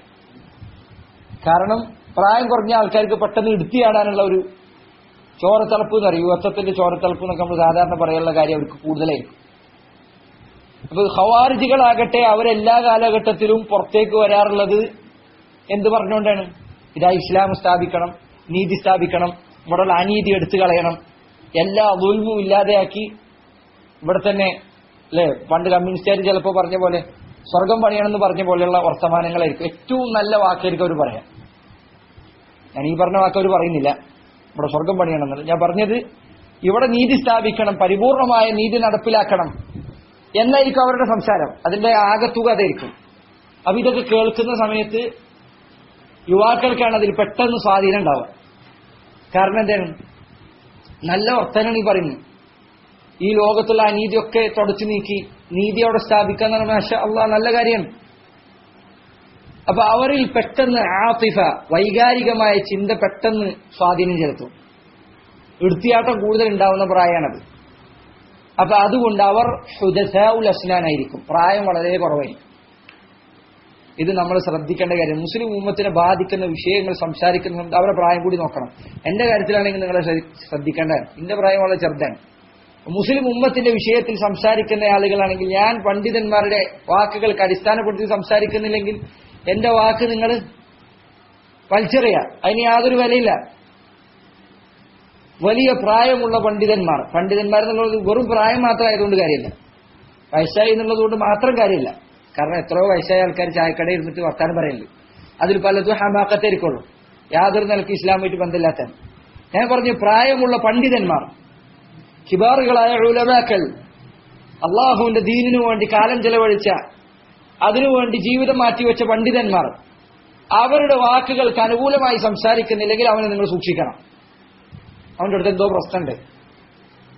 പ്രായം കുറഞ്ഞ ആളുകളിൽ നിന്ന് അത്തരം കാര്യങ്ങൾ എടുക്കാൻ പാടില്ല. അപ്പോ ഒന്നാമത്തെ അർത്ഥം പ്രായം കുറഞ്ഞ ആളുകളായിരിക്കും അവർ. ഇത് പ്രകടമായി ഇന്നത്തെ പല കക്ഷികളിലും കാണാൻ സാധിക്കുന്ന കാര്യമാണ്. നിങ്ങൾ ഇത്തരം കക്ഷികൾ അവരുടെ ഔദ്യോഗികമായ സംസാരങ്ങൾ പുറത്തുവിടുന്ന ആളുകൾ അവരുടെ പ്രായം എടുത്തു നോക്കും. ചിലപ്പോൾ ഖലീഫമാരുടെ പ്രായം തന്നെ എടുത്തു നോക്കും. വളരെ ചെറിയ പ്രായമാണുള്ളത്, പ്രായം വളരെയില്ല, വളരെ ചെറിയ പ്രായക്കാരൻ. പണ്ഡിതന്മാരെ അപേക്ഷിച്ച് നോക്കിയാൽ, വയസ്സുള്ള ആൾക്കാരെ പരിഗണിച്ച് നോക്കിക്കഴിഞ്ഞാൽ പ്രായം വളരെ കുറഞ്ഞ ആൾക്കാരാണ്. പ്രായക്കുറവ് എന്നത് ഫിത്നയിൽ വീഴാൻ സാധ്യതയുള്ള, അതിന് ഏറ്റവും കൂടുതൽ സാധ്യതയുള്ള സന്ദർഭമാണ് പ്രായക്കുറവ്. ഒന്നാമത്തെ വിശദീകരണം. രണ്ടാമത്തെ വിശദീകരണം ഹുദസാഉൽ അസ്നാൻ എന്നതിന്റെ വിശദീകരണമായി പണ്ഡിതന്മാർ ചില ആളുകൾ പറഞ്ഞു, വെറും പ്രായക്കുറവ് മാത്രമല്ല, ഇൽമിലുള്ള കുറവും കൂടി അവിടെ സൂചിപ്പിക്കപ്പെട്ടിട്ടുണ്ട്. അതിന് തെളിവായവർ പറഞ്ഞു, കാരണം സഹാബികളിൽ പല ആളുകളും പ്രായം കുറഞ്ഞ സന്ദർഭത്തിൽ തന്നെ ഫത്വ പറയാറുണ്ട്. അതായത് അബ്ദുല്ലാഹ് ഇബ്നു അബ്ബാസ് ചെറിയ പ്രായത്തിൽ തന്നെ അദ്ദേഹം ഉമർ ഇബ്നു ഖത്താബ് റളിയല്ലാഹു അൻഹുവിനോടൊപ്പം ഷൂറക്ക് കൂടിയിരിക്കാറുണ്ടായിരുന്നു, അബ്ദുല്ലാഹ് ഇബ്നു അബ്ബാസ് റളിയല്ലാഹു അൻഹുമ. പക്ഷെ അദ്ദേഹത്തിന്റെ പ്രായം വളരെ കുറവായിരുന്നു. പക്ഷെ അദ്ദേഹം ഇൽമു കൊണ്ട് വലിയ ആളായിരുന്നു. അപ്പോ ഇൽമു കൊണ്ട് കുറവുള്ള ആളുകൾ, വൈജ്ഞാനികമായി തീരെ ബാക്കിൽ നിൽക്കുന്ന ആളുകൾ, അതാണ് ഇവിടുത്തെ ഉദ്ദേശം. അതായത് അവർ തീർത്തും ഇൽമിൽ പ്രായം കുറഞ്ഞ കുട്ടികളായിരിക്കും, പഠിപ്പ് തുടങ്ങിയിട്ടുള്ള ആൾക്കാരായിരിക്കും. അതിന്റെ മാർഗത്തിൽ കൂടുതൽ സമയം ചെലവഴിച്ച ആളുകളായിക്കൊള്ളണമെന്നില്ല. ഇത് ഈ ഹദീസിന്റെ തഫ്സീർ, അതിന്റെ ശർഹ എടുത്ത് വായിച്ചു നോക്കുന്ന ആളുകൾക്ക് മനസ്സിലാക്കാൻ സാധിക്കും പണ്ഡിതന്മാർ പറഞ്ഞ ഈ അഭിപ്രായങ്ങൾ.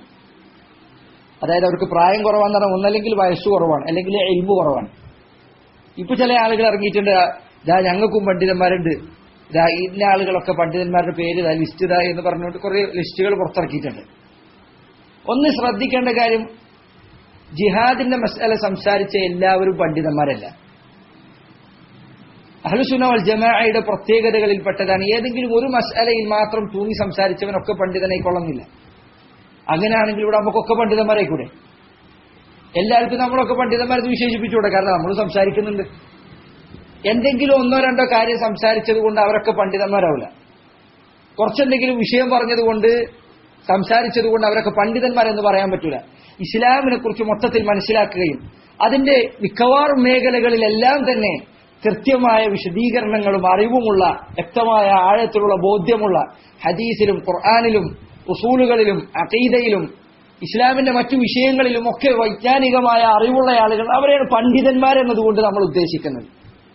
പലപ്പോഴും ഇത്തരം ആളുകൾ പണ്ഡിതന്മാരെന്ന് വിശേഷിപ്പിച്ചു കൊണ്ടുവരുന്ന ആളുകളുടെ പേരുകൾ, അത് നിങ്ങളിപ്പോൾ ഉദാഹരണത്തിന് നെറ്റിൽ അവരുടെ പേര് അടിച്ചു നോക്കി കൊടുത്തു കഴിഞ്ഞാൽ അവരുടെ ബഹുഭൂരിപക്ഷ സംസാരവും ജിഹാദിനെ കുറിച്ചോ, അതല്ലെങ്കിൽ യുദ്ധത്തെക്കുറിച്ചോ, അതല്ലെങ്കിൽ ഖിലാഫത്തിനെ കുറിച്ചോ, അതല്ലെങ്കിൽ ഹുക്കാമുകളുടെ അനീതികളെ കുറിച്ചോ, ഭരണാധികാരികളുടെ അനീതികളെ കുറിച്ചോ, ഇത്തരം വിഷയങ്ങളിൽ ഒതുങ്ങി നിൽക്കുന്നതാണ്.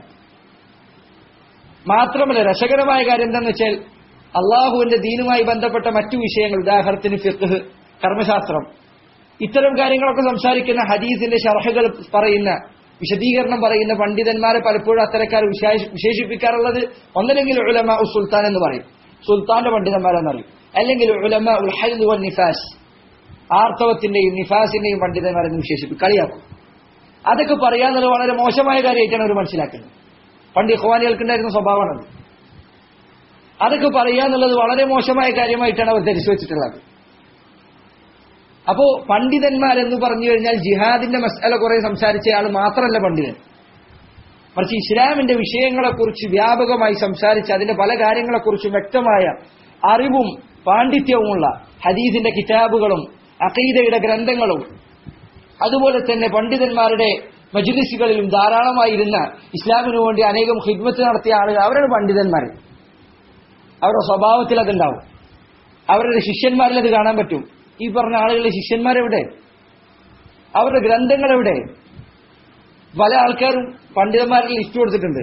എന്നിട്ട് അതിൽ അവരുടെ പണി, അവരുടെ ഇസ്ലാമികമായ ഖിദ്മത്തായി കൊടുത്ത്, ഇതാ ജിഹാദിന്റെ കാര്യത്തിൽ ഇത്ര അധികം സംസാരിച്ചിട്ടുണ്ട്, ദൗലത്തുൽ ഇസ്ലാമിയക്ക് വേണ്ടി ഇത്ര അധികം സംസാരിച്ചിട്ടുണ്ട്. ആകെ ഇത് മാത്രമേ സംസാരിക്കുന്നുള്ളൂ. അതല്ലെങ്കിൽ വളരെ കുറഞ്ഞ വിഷയങ്ങൾ, മറ്റപ്പുറത്തുള്ള ചില വിഷയങ്ങൾ കൂടി സംസാരിച്ചതായി കാണാം. പണ്ഡിതന്മാരെന്നതുകൊണ്ട് നമ്മൾ ഉദ്ദേശിക്കുന്നത് ഇസ്ലാമിന് വേണ്ടി സേവനം ചെയ്ത ആൾക്കാരാണ്. നോക്കൂ നിങ്ങൾ, ഇബ്നു ഹജർ അൽ അസ്ഖലാനി, അദ്ദേഹം പണ്ഡിതനാണ്. ഇമാം അസ്സഹബി, ശംസുദ്ദീൻ അസ്സഹബി പണ്ഡിതനാണ്. അദ്ദേഹത്തിന്റെ ചരിത്രം, അദ്ദേഹത്തിന്റെ പുസ്തകങ്ങൾ നിങ്ങൾ എടുത്തു നോക്കൂ. ഫിഖ്ഹിൽ അദ്ദേഹത്തിന് ഗ്രന്ഥമുണ്ട്, അഖീദയിൽ ഗ്രന്ഥമുണ്ട്, ഇൽമിന്റെ അദബുകൾ പഠിപ്പിക്കുന്ന ഗ്രന്ഥമുണ്ട്, റിജാൽ ഹദീസിൽ ഗ്രന്ഥമുണ്ട്, ഖുർആന്റെ തഫ്സീറിൽ ഗ്രന്ഥമുണ്ട്, ഉസൂലുകളിൽ പുസ്തകങ്ങളുണ്ട്, ചരിത്രത്തിന്റെ വിഷയത്തിൽ ഗ്രന്ഥങ്ങളുണ്ട്. ഇതൊക്കെ ഉണ്ട്. ആകെ ഒരു ജിഹാദ് മാത്രമല്ല പണ്ടുള്ള പണ്ഡിതന്മാർ സംസാരിച്ചത്. ഇബ്നു തൈമിയ്യ, മുഅ്തസിലത്തിന് മറുപടിയുണ്ട്, ഖവാരിജികൾക്ക് മറുപടിയുണ്ട്, മുർജിഅത്തിന് മറുപടിയുണ്ട്, ഇസ്ലാമിന്റെ അഖീദ എന്തെന്ന ഗ്രന്ഥങ്ങളുണ്ട്, അവരുടെ ഈമാനിന്റെ വിഷയത്തിലുള്ള കാര്യങ്ങൾ എന്താണെന്ന് പഠിപ്പിക്കുന്ന പുസ്തകങ്ങളുണ്ട്. ഇതാണ് പണ്ഡിതന്മാരെന്ന് പറഞ്ഞാൽ. ഹദീസിന് ശുറൂഹുകളുണ്ട്, തഫ്സീറുണ്ട്, ജിഹാദിന്റെ വിഷയവും സംസാരിച്ചിട്ടുണ്ട്, ഹുക്കാമുകളുടെ നിലപാടുകൾ സംസാരിച്ചിട്ടുണ്ട്. ഇതാണ് പണ്ഡിതൻ. ആധുനിക കാലഘട്ടത്തിൽ നിങ്ങൾക്ക് അത്തരക്കാരെ കാണണമെങ്കിൽ ഉദാഹരണത്തിന് ibn Baz, Abdullah ibn Baz, Abdul Aziz ibn Abdullah ibn Baz റഹിമഹുല്ലാഹു തആല, അദ്ദേഹത്തിന്റെ മജ്മുഅ എടുത്തു നോക്കൂ നിങ്ങൾ. അവിടെ നിങ്ങൾക്ക് അഖീദ കാണാം, തഫ്സീർ കാണാം, ഫിഖ്ഹ് കാണാം, ഉസൂൽ ഹദീസ് കാണാം, ഉസൂൽ തഫ്സീർ കാണാം. ഇസ്ലാമിന്റെ വ്യത്യസ്തങ്ങളായ വൈജ്ഞാനിക മേഖലകൾ അദ്ദേഹത്തിന്റെ ഗ്രന്ഥത്തിൽ കാണാം. അതിലൊക്കെയുള്ള ഖിദ്മത്തുകൾ കാണാം, പുസ്തകങ്ങൾ കാണാം. ഇതാണ് പണ്ഡിതൻ എന്ന് പറഞ്ഞാൽ, ഇതാണ് ആലിം എന്നതുകൊണ്ട് നമ്മൾ ഉദ്ദേശിക്കുന്നത്. അതല്ലാതെ കുറച്ചു ദിവസം ജിഹാദിനെ കുറിച്ച് ക്ലാസ് എടുത്തോനൊക്കെ പണ്ഡിതനും അല്ലാത്ത ബാക്കിയുള്ളവരെല്ലാം ജാഹിലീങ്ങളും എന്ന് പറയുന്നു, ഉലമാ സുൽത്താൻ എന്ന് പറയുന്ന വിവരമില്ലാത്തതുകൊണ്ട്. മാത്രമല്ല രസകരമായ കാര്യം, എന്നിട്ട് അവർ പറയുന്നു ഇതാ ഇവര് ഞങ്ങളുടെ ആളുകൾ ഇന്ന ഇന്ന ആളുകൾ പണ്ഡിതന്മാരാണ് എന്ന് പറഞ്ഞുകൊണ്ട് ഒരിക്കൽ ഒരാള് ഇപ്പോൾ ഇവരുടെ ഖലീഫ എന്ന് വിശേഷിപ്പിക്കപ്പെടുന്ന ആളുടെ വിശേഷണങ്ങൾ നൽകി, അബൂബക്കർ ബഗ്ദാദി. അപ്പൊ അയാളുടെ പേര് കൊടുത്തപ്പോ പറയാണ് അൽ ആലിമുൽ മുജാഹിദു അൽ ആലിമുൽ മുജാഹിദു അൽ മുജ്തഹിദു എന്ന് പറഞ്ഞുകൊണ്ട് ധാരാളം വിശേഷണങ്ങൾ. ആലിം എന്ന് പറഞ്ഞാൽ വലിയ പണ്ഡിതൻ, മുജ്തഹിദ് എന്ന് പറഞ്ഞാലോ ഇസ്ലാമിന്റെ വിഷയങ്ങളിൽ വ്യക്തമായ ഗവേഷണം നടത്താൻ യോഗ്യതയുള്ള പണ്ഡിതന്മാർക്ക് മുജ്തഹിദ് എന്നറിയാം. മുജ്തഹിദിന് എന്തൊക്കെ യോഗ്യത ഉണ്ടാവണം? അറബി ഭാഷയിൽ നല്ല വിജ്ഞാനം ഉണ്ടാവണം, ഉസൂൽ ഫിഖ് അറിയണം, ഖുർആൻ അറിയണം, ഹദീസ് അറിയണം, ധാരാളം വിജ്ഞാനങ്ങളെ കുറിച്ച് അറിവുള്ള ആളായിരിക്കണം. പിന്നെ അബൂബക്കർ ബഗ്ദാദിയുടെ തഖസ്സുസ് ഏത് വിഷയത്തിലാണ്? ഖിറാഅത്തിന്റെ വിഷയത്തിലാണ്. ഖുർആനിലെ ഖിറാഅത്തുകളുടെ വിഷയത്തിലാണ് അയാളുടെ എന്താ പറയുക തഖസ്സുസ് എന്ന് പറഞ്ഞാൽ സ്പെഷ്യലൈസേഷൻ എന്നറിയില്ലേ അത്. ഖിറാഅത്തുകളിലെ ഇൽമാകട്ടെ മുജ്തഹിദായുള്ള ഷർത്തുകൾ പോലും പെട്ടതല്ല, അതിൽ ഡീറ്റെയിൽ ആയി അറിയും. പക്ഷേ അപ്പൊ നമ്മളാളാണെങ്കിൽ മുജ്തഹിദും ആലിമൊക്കെ ആവും. നമുക്ക് യോജിച്ച് സംസാരിച്ചിട്ടില്ലെങ്കിലോ അവന് എത്ര കിതാബ് എഴുതിയിട്ടും കാര്യമില്ല, അവൻ ആലിമു സുൽത്താനാണ്, അവൻ ആലിമുൽ ഹൈദ് വൻ നിഫാസാണ്. ഇതിനാണ് ഹിസ്ബിയ എന്ന് പറയുന്നത്, കക്ഷിത്വം എന്ന് പറയുന്നത്. ഇത് ഒരിക്കലും ഇസ്ലാമല്ല. അപ്പൊ അതുകൊണ്ട് ഹുദഥാഉൽ അസ്നാൻ, പ്രായം കുറഞ്ഞ ആളുകൾ, അറിവ് കുറഞ്ഞ ആളുകൾ അവരിൽ ഉണ്ടാവുക എന്നത് നബി സല്ലല്ലാഹു അലൈഹി വസല്ലം നമ്മെ അറിയിച്ച ഒരു അടയാളമാണ്. അതുകൊണ്ട് സഹോദരങ്ങളെ, മുസ്ലിമീങ്ങളെ ബാധിക്കുന്ന വിഷയങ്ങൾ, ഇസ്ലാമിനെ ബാധിക്കുന്ന വിഷയങ്ങൾ സംസാരിക്കുന്നതിനും ഷെയർ ചെയ്യുന്നതിനും ലൈക്ക് ചെയ്യുന്നതിനും ഒക്കെ മുൻപ് അതിന് ഇൽമിന്റെ പിൻബലമുണ്ടോ ഉലമാക്കളുടെ പിൻബലമുണ്ടോ എന്ന് പരിഗണിക്കുന്നത് ഏറ്റവും വലിയ സൂക്ഷ്മതയാണ്. നിങ്ങൾ സംസാരിച്ചിട്ടില്ലെങ്കിലും കുഴപ്പമില്ല, നിങ്ങൾ സംസാരിക്കാതെ മിണ്ടാതിരുന്നാൽ അതിലെത്രയോ ഖൈറുണ്ട്. ഉമർ ഇബ്നുൽ ഖത്താബ് റളിയല്ലാഹു അൻഹു പണ്ട് പറഞ്ഞതുപോലെ, ഞാൻ മിണ്ടാതിരുന്ന സന്ദർഭങ്ങളെക്കാൾ കൂടുതൽ ഞാൻ ഖേദിച്ചിട്ടുള്ളത് ഞാൻ സംസാരിച്ച സന്ദർഭങ്ങളിലാണ്. കാരണം എന്താ, സംസാരിച്ചു കഴിഞ്ഞാൽ മിക്ക സമയത്ത് അബദ്ധം ഉണ്ടാവാൻ സാധ്യതയുണ്ട്. സംസാരിച്ചിട്ടില്ലെങ്കിൽ ആ പറഞ്ഞ ഫിത്നയിൽ നിന്ന് അവൻ രക്ഷപ്പെട്ടു കഴിഞ്ഞു ഇൻഷാ അല്ലാഹ്. ഏത് സാഹചര്യത്തിൽ ഒഴികെ? അവൻ തിന്മ വിരോധിക്കേണ്ട ഒരു സന്ദർഭത്തിൽ അവൻ മിണ്ടാതിരുന്നാൽ ഒഴികെ. അപ്പൊ അതുകൊണ്ട് ഇത്തരം കാര്യങ്ങൾ സംസാരിക്കുന്നതിന് മുൻപ് സല്ലല്ലാഹു അലൈഹി വസല്ലമയുടെ താക്കീതുകളെ കുറിച്ച് ശ്രദ്ധിക്കുന്നത് വളരെ നന്നായിരിക്കും. മാത്രമല്ല അവിടുന്ന് പറഞ്ഞു, യഅതി ഫി ആഖിരി സമാനി ഖൗമുൻ ഹുദസാഉൽ അസ്നാനി സുഫഹാഉൽ അഹ്ലാമി. സുഫഹാഉൽ അഹ്ലാം എന്ന് പറഞ്ഞാൽ വിഡ്ഢി സ്വപ്നങ്ങൾ കാണുന്ന ആളുകൾ. അഹ്ലാം എന്ന് പറഞ്ഞ സ്വപ്നം, സുഫഹ എന്ന് പറഞ്ഞ വിഡ്ഢികൾ. സുഫഹാഉൽ അഹ്ലാം, വിഡ്ഢി സ്വപ്നങ്ങൾ കാണുന്ന ആളുകൾ. അതായത് ഇതെല്ലാം ഇപ്പൊ നമ്മൾ നന്നാക്കാൻ പോവാണ്, എല്ലാം ഉഷാറാക്കാൻ പോവാണ് എന്ന ചിന്താഗതി. ഇപ്പൊ എല്ലാം നമ്മൾ നേരെ മറിച്ചിടാൻ പോവാണ് എന്ന ജാതിയുള്ള സ്വപ്നങ്ങൾ. അത് ഖവാരിജികൾ പണ്ടത്തെ കാലത്തുണ്ടായിരുന്നത് അല്ലെ. അവര് ആഗ്രഹിച്ച എന്താണ്? ഇസ്ലാമും അതിന് ശക്തി ഉണ്ടാവാൻ, മുസ്ലിമീങ്ങൾക്ക് ശക്തി ഉണ്ടാവാന്നാണ് അവർ ആഗ്രഹിച്ചത്. അള്ളാഹുവിന്റെ കിതാബ് അനുസരിച്ച് വിധിക്കപ്പെടണമെന്നാണ് അവർ വാദിച്ചത്. അതിനു വേണ്ടിയിട്ടാണ് അവർ യുദ്ധം ചെയ്തത്. അവരുടെ ആഗ്രഹം അതായിരുന്നു. അതാണ് സുഫഹാഉൽ അഹ്ലാം എന്നതുകൊണ്ട് ഉദ്ദേശിക്കുന്നത്. യഖൂലൂന മിൻ ഖൈരി ഖൗലിൽ ബരിയ, യഖൂലൂന മിൻ ഖൈരി ഖൗലിൽ ബരിയ, സൃഷ്ടികളുടെ കൂട്ടത്തിൽ വെച്ച് ഏറ്റവും നല്ല വർത്തമാനമായിരിക്കും അവർ പറയുന്നത്. അതുകൊണ്ട് പറയുന്ന വർത്താനം ഒരിക്കലും എന്തായിരിക്കില്ല, കേൾക്കുമ്പോൾ രസം തോന്നാത്തായിരിക്കില്ല. കേൾക്കുമ്പോൾ ഏറ്റവും നല്ല സ്വപ്നങ്ങൾ, ഒരു മുസ്ലിമിന്റെ മനസ്സിലുള്ള ഏറ്റവും വലിയ ആഗ്രഹങ്ങളായിരിക്കും അവര് ഇതാ ഞങ്ങൾ നടപ്പാക്കാൻ പോകുന്നു എന്ന് പറയുന്നു. പക്ഷെ അതൊക്കെ സ്വപ്നങ്ങളാണ്. യഖൂലൂന മിൻ ഖൈരി ഖൗലിൽ ബരിയ, അവർ പറയുന്നത് ഏറ്റവും നല്ല വാക്കുകളായിരിക്കും. യഖൂലൂന മിൻ ഖൈരി ഖൗലിൽ ബരിയ. ഇത് ബുഖാരി ഉദ്ധരിച്ച ഹദീസാണ്. ഈ ഹദീസ് ബുഖാരി ഉദ്ധരിച്ച ഹദീസാണ്. അപ്പോൾ ഖവാരിജികൾ പലപ്പോഴും ആളുകൾ പറയാറുള്ളത്, അവർ പറയുന്നത് എന്ത് നല്ല വർത്താനം, എന്തു നല്ല കാര്യമാണ്, എന്തു നല്ല ഒരു ആശയമാണ് അവർ പുറത്തേക്ക് കൊണ്ടുവരുന്നത് എന്നാണ് പല ആളുകളും പറയാറുള്ളത്. നബി സല്ലല്ലാഹു അലൈഹി വസല്ലം പറഞ്ഞത് യഖൂലൂന മിൻ ഖൈരി ഖൗലിൽ ബരിയ. എന്താ ഒരു ഖൈറു ഖൗലിൽ ബരിയ എന്ന് പറഞ്ഞാൽ? അവർ പറഞ്ഞത് ഇനിൽ ഹുക്മു ഇല്ലാ ലില്ലാഹ്, അള്ളാഹുവാണ് ഇവിടെ വിധിക്കേണ്ടത് എന്നാണ് അവർ പറഞ്ഞത്. അത് ഏറ്റവും നല്ല കാര്യമാണ്, ഏറ്റവും നല്ല തീരുമാനം, ഏറ്റവും നല്ല വാക്കാണത്. അള്ളാഹു സുബ്ഹാനഹു വ തആല ഖുർആനിൽ പറഞ്ഞ കാര്യമാണ്. അപ്പോൾ ഏറ്റവും നല്ല വാക്കായിരിക്കും അവർ പറയുക എന്ന് നബി സല്ലല്ലാഹു അലൈഹി വസല്ലം അവരെ കുറിച്ച് അറിയിച്ചിട്ടുണ്ട്. അതുപോലെ തന്നെ ധാരാളം അഹാദീസുകൾ ഇവരുടെ വിഷയത്തിൽ വേറെയും വന്നതായി നമുക്ക് കാണാൻ സാധിക്കും. ചില കാര്യങ്ങൾ ഇൻഷാ അല്ലാഹ് പിന്നീട് ചില സന്ദർഭങ്ങൾ പറയാം. സഹാബികൾ അവർ ഖവാരിജുകളുടെ കാര്യത്തിൽ ശക്തമായി മുസ്ലിമീങ്ങൾക്ക് താക്കീത് നൽകിയിട്ടുണ്ട്. ആളുകളുടെ കൂട്ടത്തിൽ ഏറ്റവും മോശം ആളുകളായിട്ടായിരുന്നു ഖവാരിജുകളെ സഹാബികൾ എണ്ണിയിരുന്നത്.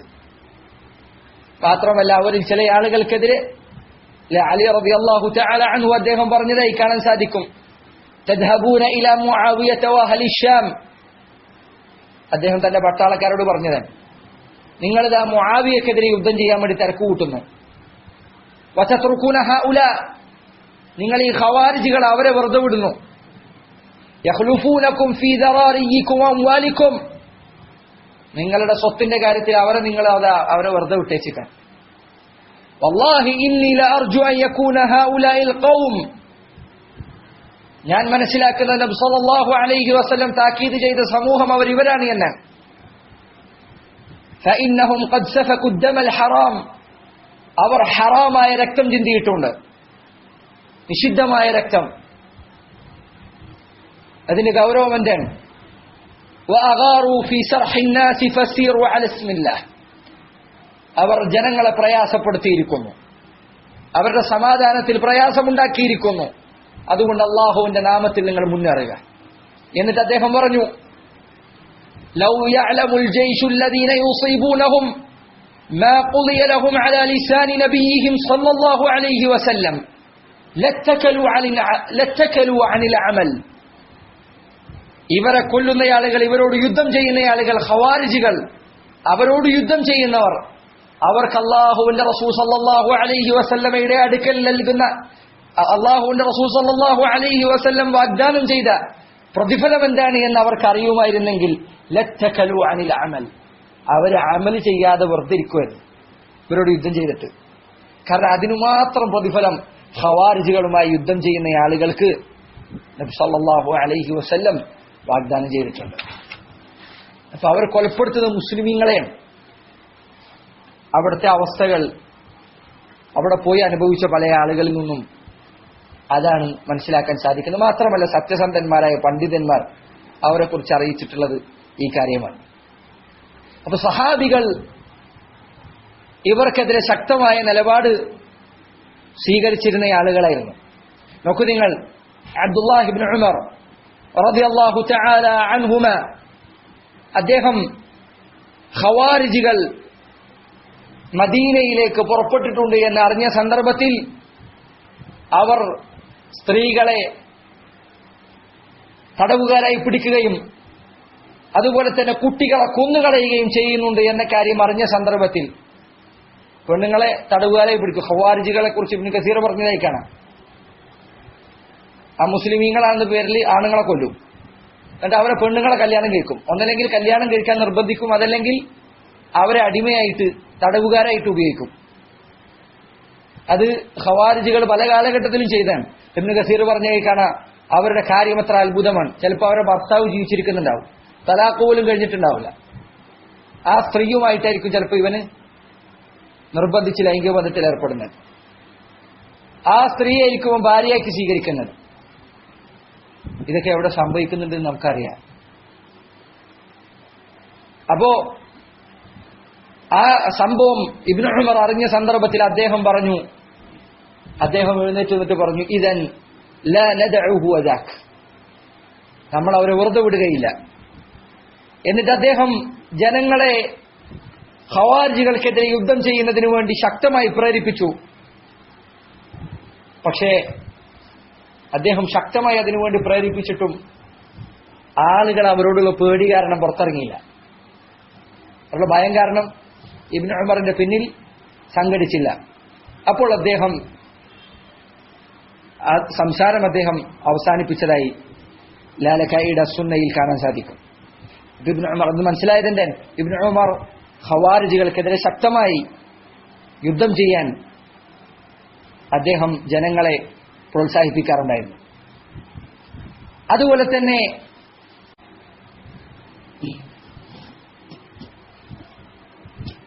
തന്നെ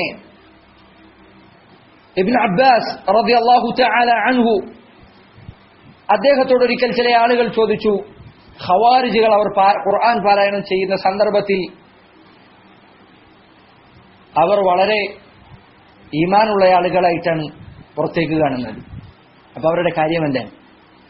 അപ്പോൾ അദ്ദേഹം പറഞ്ഞു, യുഅ്മിനൂന ബിമുഹ്കമിഹി വയദില്ലൂന ഇൻദ മുതശാബിഹി. അവർ അതിന്റെ മുഹ്കമുകളിൽ, അതിലെ വ്യക്തമായ ആയത്തുകൾ വിശ്വസിക്കുന്നുണ്ട്. പക്ഷേ അവർക്ക് വഴിതെറ്റുന്നത് അതിലെ അവ്യക്തമായ ആയത്തുകളുടെ കാര്യത്തിലാണ്. വമാ യഅലമു തഅവീലഹു ഇല്ലല്ലാഹു വർ-റാസിഖൂന ഫിൽ ഇൽം.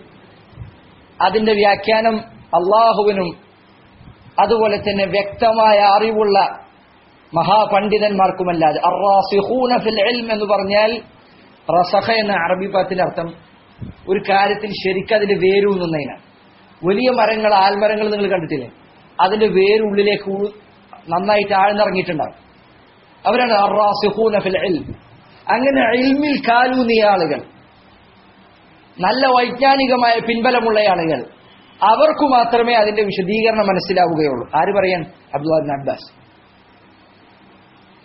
അപ്പോൾ ഇത് ഈ പറഞ്ഞ കാര്യങ്ങളിൽ നിന്നൊക്കെ ഖവാരിജികളുടെ അവസ്ഥ നമുക്ക് മനസ്സിലാക്കാൻ സാധിക്കും.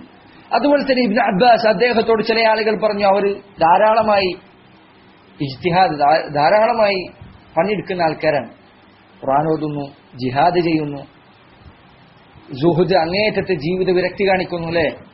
ഇപ്പോൾ ഞാൻ ഒരിക്കൽ ഇതില് ജിഹാദിന് വേണ്ടി പുറപ്പെട്ടിട്ടുള്ള ഒരു കുട്ടി, ഒരു ചെറുപ്പക്കാരൻ, അവന്റെ സംസാരം കേട്ടു. അവൻ അറബിയിൽ സംസാരിക്കണം.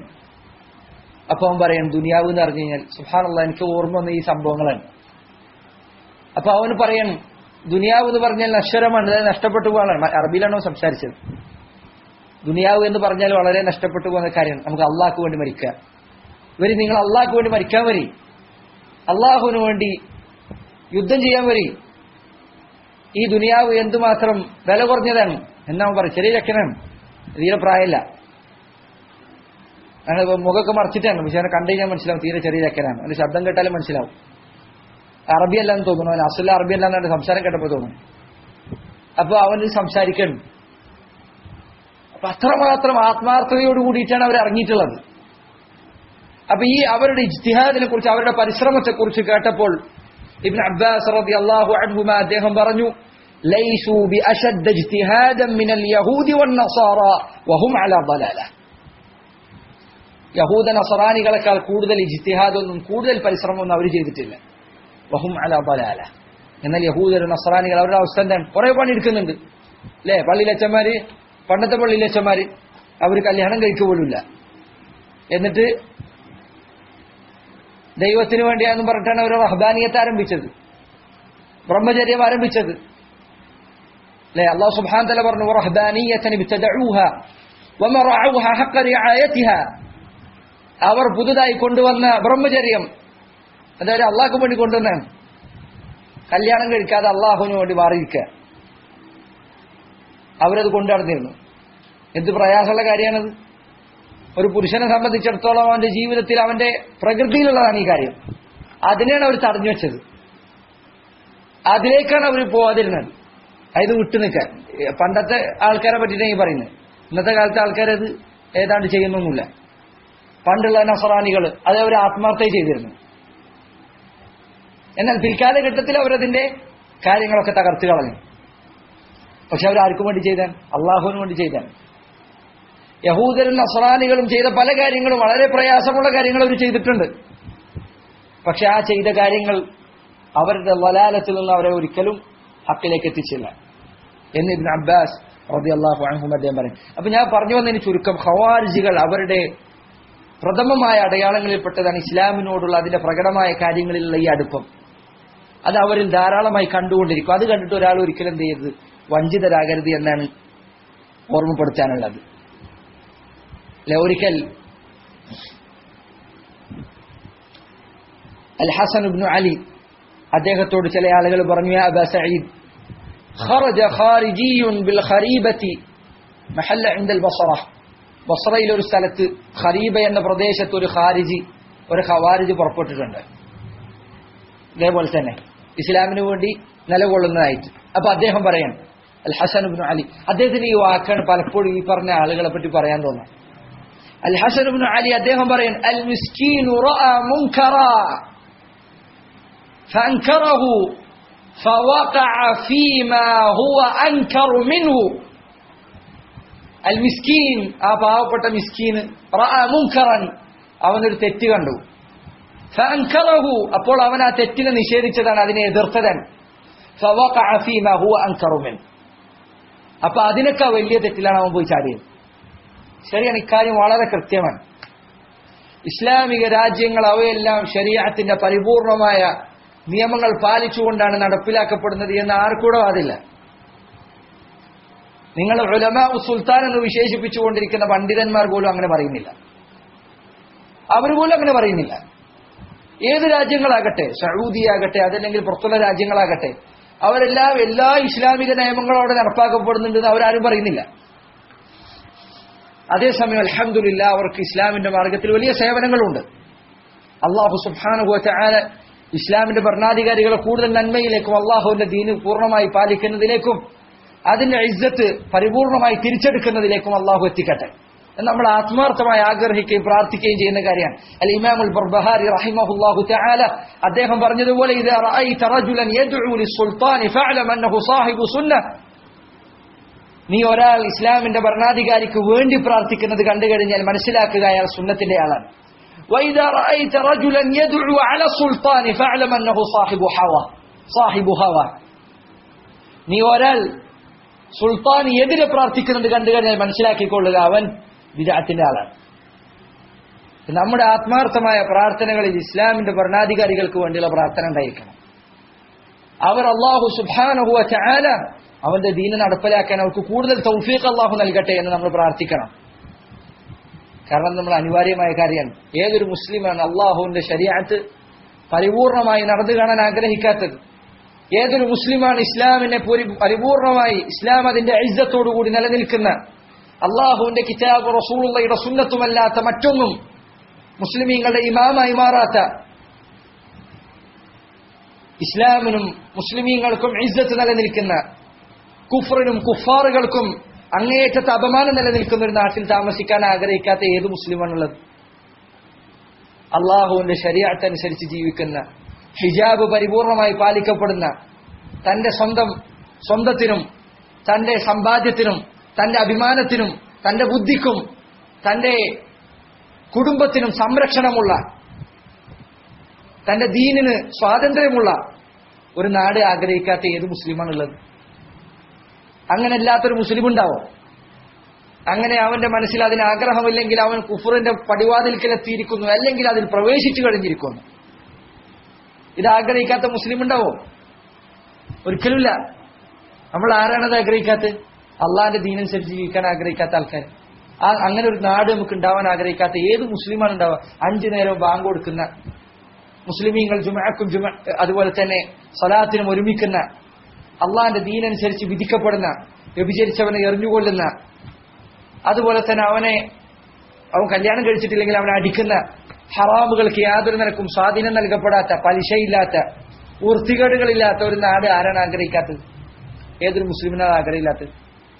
ഒരാളിത് ആഗ്രഹിക്കാത്തില്ല. എല്ലാവരും ഇത് ആഗ്രഹിക്കുന്നുണ്ട് ഇൻഷാ അല്ലാഹ്. പക്ഷേ ഇന്നത് നടക്കുന്നില്ല എന്നുള്ളത് ശരിയാണ്. ഇസ്ലാമിന്റെ നിയമം പരിപൂർണമായി നടപ്പിലാക്കപ്പെടുന്നില്ല. ശരി, അങ്ങനെ ഒരു തെറ്റ് കണ്ടപ്പോൾ അൽ ഹസൻ അൽ ബസ്രി പറഞ്ഞതുപോലെ, അൽ മിസ്കീൻ റഅ മുൻകറൻ ഫഅൻകറഹു ഫവഖഅ ഫീമാ ഹുവ അൻകറു മിൻ. ഈ മിസ്കീൻ പാവപ്പെട്ടവൻ ഒരു തെറ്റ് കണ്ടു, ആ തെറ്റിനെ എതിർക്കാൻ വേണ്ടിയിട്ടാണ് അവൻ വാളെടുത്തത്, അത് എതിർക്കാൻ വേണ്ടിയിട്ടാണ് അവൻ പുറത്തിറങ്ങിയത്.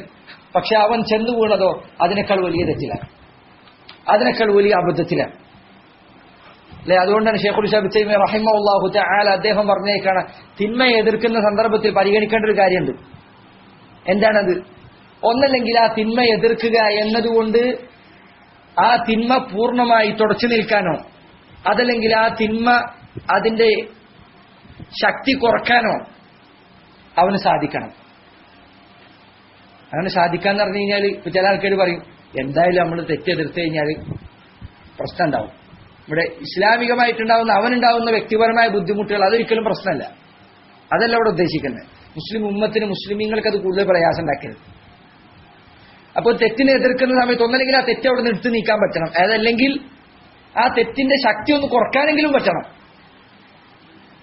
രണ്ടാമതൊരു കാര്യം ഉണ്ടാവണം. അതല്ലെങ്കിൽ ആ തെറ്റ് മാറ്റിയിട്ട് അതിന്റെ തുല്യമായ വേറൊരു തെറ്റ് അവിടെ വരികയോ, അതല്ലെങ്കിൽ അതിനേക്കാൾ ഗൗരവമുള്ള മറ്റൊരു തെറ്റ് അവിടെ ഉണ്ടാവുകയോ ചെയ്യുന്നുണ്ടെങ്കിൽ അത് പറയാതിരിക്കാനല്ലേ, അത് മിണ്ടാതിരിക്കാനും വേണ്ടേ. ഇതിനുള്ള വാബിത്ത് തന്നെ നമുക്ക് തോന്നുന്ന അനുസരിച്ചിട്ടല്ല. അത് പണ്ഡിതന്മാരെ പറഞ്ഞുതരാം എപ്പോഴാണ് ഇത് പറയണ്ടേ, എപ്പോഴാണ് പറയാതിരിക്കണ്ടേ.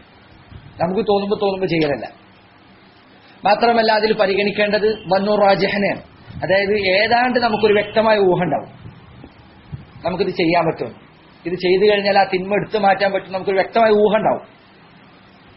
അത്തരം സന്ദർഭത്തിലാണ് ആ തെറ്റ് തിരുത്താൻ നമ്മൾ ശ്രമിക്കേണ്ടത്. അതുകൊണ്ട് അദ്ദേഹം ഒരിക്കൽ ശൈഖുൽ ഇസ്ലാം ഇബ്നു തൈമിയ്യ റഹിമഹുല്ലാഹു തആല അദ്ദേഹവും ചില ശിഷ്യന്മാരും കൂടി ഒരിക്കൽ ഒരു യാത്ര പോകുന്നതിനിടയിൽ തത്താറുകളുടെ സൈന്യത്തിൽപ്പെട്ട കുറച്ച് ആൾക്കാരെ കണ്ടു. അപ്പൊ അവർ കള്ളു കുടിച്ച് മത്തന്മാരായിട്ട് ഇരിക്കാൻ. അപ്പോൾ അദ്ദേഹത്തിന്റെ ശിഷ്യന്മാരിൽ ചില ആളുകൾ പറഞ്ഞു നമുക്ക് അവരെ ഉപദേശിച്ചു നോക്കാം. തത്താറുകളെന്ന് ചില കാര്യങ്ങൾ ഇസ്ലാമിനെ സ്വീകരിച്ച ആൾക്കാരായിരുന്നു, ചില കാര്യങ്ങൾ അവർ ഇസ്ലാമിനെ സ്വീകരിച്ചിരുന്നു. മുസ്ലിങ്ങളന്ന് പുറത്തേക്ക് പറയുകയും ചെയ്തിരുന്നു തത്താറുകൾ. അപ്പോൾ ഞങ്ങൾ അവരെ ഉപദേശിക്കട്ടെ എന്ന് ചോദിച്ചു. അപ്പോൾ ശൈഖുൽ ഇസ്ലാം പറഞ്ഞു നിങ്ങൾ അവരെ ഉപദേശിക്കേണ്ടതില്ല. കാരണം എന്താണ്? അവരെ കള്ളു കുടിച്ചത് കൊണ്ടാണ് അവർ മുസ്ലിങ്ങളുടെ പെണ്ണുങ്ങളെ ഉപദ്രവിക്കാത്തതും അവരുടെ അഭിമാനം പിച്ചു ചീന്താത്തതും അവരുടെ സമ്പാദ്യം കൊള്ളടിക്കാത്തതും. കള്ളു കുടിച്ചുകൊണ്ട് എഴുന്നേക്കാൻ പറ്റുന്നില്ല, അതുകൊണ്ട് അവിടെ മത്തായി കിടക്കണം. അവരാ കള്ളുകൂടി നിർത്തിക്കഴിഞ്ഞാൽ പിന്നെന്തായി? മുസ്ലിം സ്ത്രീകൾ അവരുടെ അഭിമാനം ഒരു പിച്ചു ചീന്തും അവരുടെ സമ്പാദ്യം കട്ടെടുക്കും. അപ്പൊ അതുകൊണ്ട് അവർ അങ്ങനെ തന്നെ കിടന്നു. അദ്ദേഹത്തിന്റെ ഫിഖ്ഹാണ്. ഇതാണ് ഒരു പണ്ഡിതന്റെ ഫിഖ് എന്ന് പറഞ്ഞത്. തെറ്റുകണ്ട ഒക്കത്തിൽ എതിർക്കാനല്ല, അത് എതിർക്കേണ്ട രൂപമുണ്ട്, അത് എതിർക്കേണ്ട വഴിയുണ്ട്, എതിർക്കേണ്ട സന്ദർഭവും സാഹചര്യവും അതിന്റെ രീതികളുമുണ്ട്. അത് പരിഗണിക്കുക എന്നത് അനിവാര്യമാണ്. അത്തരം ലവാബിത്തുകൾ, നിയമങ്ങളെ ഇസ്ലാം പരിഗണിച്ചിട്ടുണ്ട്. അല്ലെ? നബി സല്ലല്ലാഹു അലൈഹി വസല്ലം ഇസ്ലാമിന്റെ ഭരണം കിട്ടിയതിനു ശേഷം നബി സല്ലല്ലാഹു അലൈഹി വസല്ലം ആയിഷ റളിയല്ലാഹു അൻഹയോട് പറഞ്ഞു, ആയിഷ നിന്റെ സമൂഹം അവരിതാ മുഹമ്മദ് കഅബ പൊളിക്കുന്നു എന്ന് പറഞ്ഞില്ലായിരുന്നെങ്കിൽ ഞാൻ കഅബ ഇബ്രാഹിം നബി പടുത്തതുപോലെ പടുക്കുമായിരുന്നു. എന്താ അങ്ങനെ പറയാൻ കാരണം? മുശ്രിക്കുകൾ അവരുടെ ജാഹിലിയ കാലഘട്ടത്തിൽ കഅബ ഒരിക്കൽ പുതുക്കി പണിതു. അപ്പൊ അവര് കഅബ പുതുക്കി പണിയാൻ വേണ്ടി വെച്ചിരുന്ന സമ്പാദ്യം അത് ഹലാലായ സമ്പാദ്യം മാത്രമായിരുന്നു. അവർക്ക് അങ്ങനെ ഒരു പേടിയുണ്ടായിരുന്നു. അതായത് ഇതിന് ഹലാലായ സമ്പാദ്യം മാത്രം ഉപയോഗിക്കാൻ പാടുള്ളൂ. അവർ അള്ളാഹനെ പേടിച്ചിരുന്ന ആ കാര്യത്തിലൊക്കെ. അപ്പൊ അവര് കഅബയോടാകട്ടെ അവർക്ക് വളരെയധികം ഹുർമത്തുണ്ടായിരുന്നു, വളരെയധികം ആദരവുണ്ടായിരുന്നു. ചില ആൾക്കാർക്ക് അതില്ലായിരുന്നെങ്കിൽ. അപ്പൊ അവർ കഅബ പുതുക്കി പണിയാൻ വേണ്ടി പണം സമ്പാദിച്ചു. അങ്ങനെ ആ പണം കൊണ്ട് കഅബ പണിയാണെങ്കിൽ കഅബ പൂർണ്ണമായി പണിയാൻ പറ്റൂല. ബാക്കി പൈസ മുഴുവൻ ഹറാമാണ്. ഹലാലായ സമ്പാദ്യം മാത്രം എടുത്ത് പണിയാണെങ്കിൽ കഅബ പൂർണ്ണമായി പുതുക്കി പണിയാൻ പറ്റില്ല. അപ്പൊ അവർ ചെറിയൊരു ഭാഗം അത് അവർ മാറ്റി വെച്ചുകൊണ്ട് കഅബ പണിതു. ഇസ്ലാമിക ഭരണം കിട്ടിയതിനു ശേഷം നബി സല്ലല്ലാഹു അലൈഹി വസല്ലം അവിടുന്ന് പറയണം, മുഹമ്മദ് ഇതാ കഅബ പൊളിക്കുന്നു എന്ന് നിന്റെ സമൂഹം പറയില്ലായിരുന്നെങ്കിൽ ഞാൻ കഅബയെ ഇബ്രാഹിം നബി പണിത രൂപത്തിൽ തന്നെ തിരിച്ചു പണിയുമായിരുന്നു. കഅബ ഇബ്രാഹിം നബി പണിതതുപോലെ പണിയാന്നുള്ളത് ഒരു ഖൈറാണ്. പക്ഷെ ആ ഖൈർ നടപ്പിലാക്കുക എന്നുള്ളത് കൊണ്ട് പിന്നെ അതിനേക്കാൾ വലിയ ശർറ് ഉണ്ടാകുമെങ്കിൽ സ്വല്ലല്ലാഹു അലൈഹി വസല്ലം ഖൈറിന് വിട്ടു നിൽക്കാൻ. ഇത് വലിയ ഫിഖ്ഹാണ്, വലിയ അറിവാണത്. ഏത് സന്ദർഭത്തിൽ ഒരു കാര്യം പറയാന്നുള്ളത് അല്ലെ? അത് നമ്മളെ സംബന്ധിച്ചിടത്തോളം ചെറിയ കുട്ടികളുടെ കാര്യത്തിൽ വരെ ചിലപ്പോൾ ഉണ്ടാവും. അപ്പോഴാണ് നമ്മൾ അറിവിന്റെ പ്രാധാന്യം മനസ്സിലാക്കുക. ഒരു കുട്ടി ഒരു തെറ്റ് ചെയ്ത് കഴിഞ്ഞാൽ അപ്പൊ അവനെ തല്ലണോ വേണ്ടത്, ഉപദേശിക്കണോ വേണ്ടത്? ചിലപ്പോൾ നമ്മൾ തരിച്ചിരിക്കുന്ന സമയമാണത്. ഇപ്പൊ അവനെ അടിക്കാണോ വേണ്ടത്? അതല്ല, അവനോട് നല്ലപോലെ ഉപദേശിച്ചു കൊടുക്കാനോ വേണ്ടത്. കുട്ടി ഒരു വൃത്തികേട് കണ്ടു, ഇപ്പൊ അവൻ എന്ത് ചെയ്യണം? അടിച്ചാൽ ശരിയാവോ? അതല്ല, ഞാൻ ഉപദേശിച്ചു കൊടുക്കണം. ഇത് നല്ല ഫിഖാണ്. ഇത് നമ്മളെ സംബന്ധിച്ചിടത്തോളം. അതുകൊണ്ടാണ് പണ്ഡിതന്മാർ പറഞ്ഞത് എല്ലാ മനുഷ്യന്മാർക്കും നന്മയും തിന്മയും വേർതിരിച്ചറിയാനുള്ള കഴിവ് അള്ളാഹ് കൊടുത്തിട്ടുണ്ട്. പക്ഷേ രണ്ട് നന്മകളുടെ കൂട്ടത്തിൽ ഏറ്റവും വലിയ നന്മ ഏതാണ്, രണ്ട് തിന്മകളുടെ കൂട്ടത്തിൽ ഏറ്റവും വലിയ തിന്മ ഏതാണ്, അത് തിരിച്ചറിയാൻ പണ്ഡിതന്മാർക്കേ സാധിക്കുള്ളൂ. ശരിയാണ്, ഇവിടെ തിന്മ നടക്കുന്നുണ്ട്, ആ തിന്മയെ തിരുത്തണമെന്നതും ശരിയാണ്. പക്ഷെ അതിനുള്ള വഴി എന്താണ്? അതിലേതാണ് കൂടുതൽ ഖൈർ കൊണ്ടുവരിക? ഇപ്പൊ മിസ്ർ, ഹുസ്നി മുബാറക് അവിടെ ഭരിച്ചിരുന്ന കാലഘട്ടത്തിൽ അവിടെ ഉണ്ടായിരുന്ന ഫിത്ന എന്താണെന്ന് എല്ലാവർക്കും അറിയുന്നതാണ്. ആ ഫിത്നയെ മാറ്റിമറിക്കുന്നതിന് വേണ്ടിയാണ് മുല്ലപ്പൂ വിപ്ലവം കൊണ്ടുവന്നത്. ടെഹ്റാനിൽ ചുറ്റുവട്ടത്ത് എല്ലാവരും കൂടി ഒരുമിച്ചു. അതിൽ സലഫികളാണെന്ന് അവകാശപ്പെടുന്ന ആളുകൾ വരെ ഉണ്ടായിരുന്നു. സലഫി ദഅവത്തിന് നേതൃത്വം കൊടുക്കുന്നവരാണെന്ന് പറയുന്ന ആൾക്കാർ വരെ ആ കൂട്ടത്തിലുണ്ട്. ഇഖ്വാനികൾ മാത്രമല്ല, ഇഖ്വാനി ചിന്താഗതിയുടെ സ്വാധീനമുണ്ടായ ആൾക്കാർ ആ കൂട്ടത്തിലുണ്ടായിരുന്നു. എന്നിട്ട് അവർ പറഞ്ഞു, ഇതാ ഈ ഭരണാധികാരി ജായറാണ്, അയാളെ പിടിച്ചിറക്കണം, താഴ്ത്തിക്കിറക്കണം എന്ന് പറഞ്ഞ് ഹുസ്നി മുബാറക്കിനെ താഴ്ത്തിറക്കി. എത്രയോ സ്ത്രീകൾ ബലാത്സംഗം ചെയ്യപ്പെട്ടു, എത്രയോ മുസ്ലിങ്ങളുടെ കഴുത്തിന് കത്തിവെച്ചു, പല മുസ്ലിങ്ങൾ കൊല്ലപ്പെട്ടു, ലക്ഷക്കണക്കിന് മുസ്ലിമീങ്ങൾ. ഇപ്പൊ എന്ത് സംഭവിച്ചു? ഇപ്പൊ മിസ്റിൽ എന്താണ് സംഭവിക്കുന്നത്? അവിടെ മിസ്ർ ഏറ്റവും നന്മയുള്ള രാജ്യമായി മാറുന്നിട്ടാണ് അവർ ചെയ്തത്. മുല്ലപ്പൂ വിപ്ലവത്തിനെ പുകഴ്ത്തിയ ആളുകളെവിടെ? അവരെ പത്രത്തിൽ നിന്ന് അതിന്റെ വാർത്ത തന്നെ കാണാനില്ല. ലബനോണിൽ എന്ത് സംഭവിച്ചു നിങ്ങൾക്ക് അറിയുന്നതാണ്. ഖദ്ദാഫിയെ പുറത്തിറക്കിയതിന് ശേഷം എന്ത് സംഭവിച്ചു? ലിബിയയിൽ എല്ലായിടത്തും പിന്നെ ഫൗളനുണ്ടായത്, അരാജകത്വം. ഒരാളുടെ സമ്പത്തിന് സുരക്ഷിതത്തില്ല, സ്ത്രീകൾക്ക് സുരക്ഷിതത്തില്ല, അഭിമാനത്തിന് സുരക്ഷിതത്തില്ല, സ്വന്തം വീട്ടിൽ സമാധാനമായി കിടന്നുറങ്ങാൻ പോലും വയ്യ. ഇതാണ് അവിടെയൊക്കെ സംഭവിച്ചത്. ഇന്നലെ വരെ ഈ പറഞ്ഞ ജായറായ ബാലിമായ ഭരണാധികാരി അവിടെ ഉണ്ടായിരുന്ന സന്ദർഭത്തിൽ ഇതെങ്കിലും അവർക്കുണ്ടായിരുന്നു. ഇന്ന് അതുമില്ല, അതിന്റെ ഒപ്പം കൂടുതലുണ്ടായി. ഇന്ന് ആ അമാനില്ല, ഇന്ന് ആ നിർഭയത്വവുമില്ല. അവര് പണ്ട് പറഞ്ഞിരുന്ന തിന്മ അതേപോലെ ഇന്ന് നിലനിൽക്കുകയും ചെയ്യും. ഇഖ്വാനികൾ ഇസ്ലാമിക ശരീഅത്തനുസരിച്ച് ഭരിക്കുന്നവർക്കാണ് മുർസിയുടെ ഭരണത്തിൽ കയറിയത്. എന്നിട്ട് എന്ത് സംഭവിച്ചു? ഷിയാക്കൾക്ക് അവിടെ എല്ലാ സ്ഥലത്തും സൗകര്യം ഉണ്ടായി. മാത്രമല്ല, എല്ലാ ഗവൺമെന്റ് പദവികളിലും ഇഖ്വാനികളെ കുടിയിരുത്തി. അവസാനം അവിടുത്തെ നാട്ടുകാരെന്നെ പറയാൻ തുടങ്ങി, ഇത് പണ്ടത്തേനേക്കാൾ മോശമായിരുന്നു. ഇപ്പൊ എന്ത് സംഭവിച്ചു? ഇപ്പൊ പട്ടാളം വീണ്ടും തിരിച്ചു കയറി. ഇതാണ് മുസ്ലിം രാജ്യങ്ങളിൽ സംഭവിച്ചത് അല്ലെ? പല മുസ്ലിമീങ്ങളും ഇതാ മിസ്ർ നന്മയുടെ വഴിയിലേക്ക് എന്ന് വിചാരിച്ചുകൊണ്ടിരുന്ന സമയമായിരുന്നത്. അന്നേ പണ്ഡിതന്മാർ പറഞ്ഞു ഈ ഫൗള കൊണ്ട് കാര്യമില്ല. കാരണം അവരൊക്കെ അന്ന് മിസ്റിൽ ഉണ്ടായിരുന്ന ചില ആൾക്കാർ പറഞ്ഞതായി പണ്ഡിതന്മാർ, ചില മിസ്റിലുള്ള ചില പണ്ഡിതന്മാർ സംസാരത്തിൽ ഞാനത് കേട്ടതാണ്. അവർ പറയാൻ വിപ്ലവം നടത്തിക്കൊണ്ടിരിക്കുന്ന ഈ ടെഹ്റാനിൽ കുറച്ച് ആൾക്കാർ ഒരുമിച്ച് കൂടിയല്ലോ, ആ ഒരുമിച്ച് കൂടിയ ആളുകളിൽ ചില ആളുകൾ ഇന്റർവ്യൂവിൽ ചോദിക്കാൻ, ശരി അപ്പൊ നിങ്ങൾ ഇവിടെ ഇയാളെ പുറത്തിറക്കി കഴിഞ്ഞാൽ പിന്നെ നിങ്ങൾ ആരാണ് ഭരണാധികാരിയാക്കുക? അപ്പൊ അവന്റെ ഉത്തരം എന്താ? ഉത്തരം, ആദ്യം അയാളോട് ഇറങ്ങട്ടെ എന്നിട്ടാണ് ഇത് തീരുമാനിക്കുക. എന്തായിരിക്കും മുസ്ലിം ഉമ്മത്തിന്റെ അവസ്ഥ ഭരണാധികാരി ഇല്ലാതെ പോയി കഴിഞ്ഞാൽ? ഒരു ഇമാം ഇല്ലാതെ ആയി കഴിഞ്ഞാൽ മുസ്ലിം ഉമ്മത്തിന്റെ അവസ്ഥ എന്താണ്? അവരുടെ കെട്ടുറപ്പ് നശിച്ചുപോകും. അതുകൊണ്ടാണ് വഹബ് ഇബ്നു മുനബ്ബിഹ് റഹിമഹുല്ലാഹു തആല അദ്ദേഹം പറഞ്ഞതായി കാണാം, ഖവാരിജികൾ അവർക്ക് അല്ലാഹു ഭരണം നൽകി കഴിഞ്ഞാൽ ഈ നാട്ടിൽ ഹജ്ജ് നടക്കൂല, ഉംറ നടക്കില്ല, മനുഷ്യന് സ്വസ്ഥമായി വഴിയിലൂടെ ഇറങ്ങി നടക്കാൻ പോലും കഴിയില്ല. അതുകൊണ്ടാണ് അല്ലാഹു അവർക്ക് ഭരണം കൊടുക്കാത്തത്. കാരണം എന്താ? പൂർണ്ണ ഫൗള, പൂർണ്ണ അരാജകത്താണ് പിന്നെ ഉണ്ടാവുക. ഒരു നിലക്കും കാര്യങ്ങൾ പൂർണ്ണമായി കൃത്യതയോടുകൂടി ശരിയാക്കുക എന്നത് അവരെ കൊണ്ട് സാധിക്കൂല. ഒരു ഭരണാധികാരി ഉണ്ടാവുക എന്നത്, അന്നുണ്ടാവുക, നിർഭയത്വം ഉണ്ടാവുക എന്നത്, മനുഷ്യനെ അവന്റെ സമാധാനം അനുസരിച്ച് ജീവിക്കാൻ സാധിക്കുക എന്നുള്ളത് വലിയ നിഅമത്താണ്. ഖുറൈശികൾക്ക് വരെ അല്ലാഹു സുബ്ഹാനഹു വ തആല നിഅമത്തായി പറഞ്ഞിട്ടുണ്ട്. ലീലാഫി ഖുറൈശ് ഈലാഫിഹിം റഹ്ലത അശ്ശിതാഇ വസ്സൈഫ് ഫൽയഅ്ബുദു റബ്ബ ഹാദൽ ബൈത്ത് അല്ലദീ അത്അമഹും മിൻ ജൂഇൻ വആമനഹും മിൻ ഖൗഫ്. അവർക്ക് ഭയത്തിൽ നിന്ന് നിർഭയത്വം നൽകിയ റബ്ബിനെ അവർ ആരാധിക്കട്ടെ. നിർഭയത്വം ഉണ്ടാവുക എന്നുള്ളത് അള്ളാഹുവിൽ നിന്നുള്ള നിഅമത്താണ്, അമ്നുണ്ടാവുക എന്നുള്ളത്. പക്ഷെ ഇന്ന് മുസ്ലിം ഉമ്മത്തിന്റെ, മുസ്ലിം രാജ്യങ്ങളുടെ അവസ്ഥ എന്താണ്? കാഫറുകളിൽ സുരക്ഷ ഉണ്ടാക്കുമെന്ന് പറഞ്ഞുകൊണ്ടാണ് അവർ ഭരണം ആരംഭിച്ചത്. ഇന്ന് കാഫറുകൾക്ക് വേണ്ടി വാതിലുകൾ തുറന്നിട്ടിരിക്കുകയാണ്. ഏത് കാഫിറിനും അവരെ മേലെ കയറി നിരങ്ങാനുള്ള അവസരം ഉണ്ടായി. ഇതാണോ കഅബയുടെ കാര്യത്തിൽ നടക്കാൻ നമ്മൾ ആഗ്രഹിക്കുന്നത്? ഇതാണോ മദീനയുടെ കാര്യത്തിൽ, മസ്ജിദ് നബവിയുടെ കാര്യത്തിൽ സംഭവിക്കാൻ നമ്മൾ ആഗ്രഹിക്കുന്നത്? ഈ ഫൗളയാണോ? ഇപ്പറഞ്ഞ കാര്യങ്ങളൊക്കെ പറഞ്ഞിട്ടാണ് അന്നുണ്ടായത്. അതുകൊണ്ട് നീതി നടപ്പിലാക്കുക എന്ന പേരും പറഞ്ഞിട്ടാണ് അവർ ഇറങ്ങിയത്. ഹസൻ ഇബ്നു അലിയുടെ വാക്കത്ര കൃത്യമാണ്. മിസ്കീൻ, പാവം, ഓനെ ഒരു തിന്മ കണ്ടപ്പോൾ അതിനെ എതിർക്കാൻ വേണ്ടി ഇറങ്ങിയതാണ്. അതിനൊക്കെ വലിയ തിന്മയാണ് അവനെ കൊണ്ട് പിന്നെ ഉണ്ടായത്. അതുകൊണ്ട് ഇത് മുസ്ലിം ഉമ്മത്തിന്റെ അവസ്ഥയാണ്. ഈ കാര്യത്തിൽ നമ്മൾ അറിവില്ലാതെ നമ്മുടെ പക്വത കുറവ് കൊണ്ട് എന്തെങ്കിലും തീരുമാനമെടുത്തത് ശരിയാണ്, നമ്മുടെ മനസ്സിലെ ആഗ്രഹം ഇതൊക്കെ. പക്ഷെ ഈ ആഗ്രഹത്തിന്റെ പേരിൽ മാത്രം പുറത്തിറങ്ങിക്കഴിഞ്ഞാൽ മുസ്ലിമീങ്ങൾക്കുണ്ടാവുന്ന അപകടം വലുതായിരിക്കും. അതിന്റെ പ്രത്യാഘാതം ചില്ലറയായിരിക്കില്ല എന്ന് നമ്മൾ മനസ്സിലാക്കണം. ഇന്ന് മുസറിൽ സംഭവിച്ചുകൊണ്ടിരിക്കുന്ന കഥ നിങ്ങൾ വായിക്കേണ്ടത്, മുസറിന്റെ അവസ്ഥ എന്താണെന്ന് നിങ്ങൾ പരിശോധിക്കേണ്ടത്. അതുകൊണ്ട് ഈ കാര്യം പ്രത്യേകം സഹോദരങ്ങളെ ഓർമ്മപ്പെടുത്തുകയാണ്.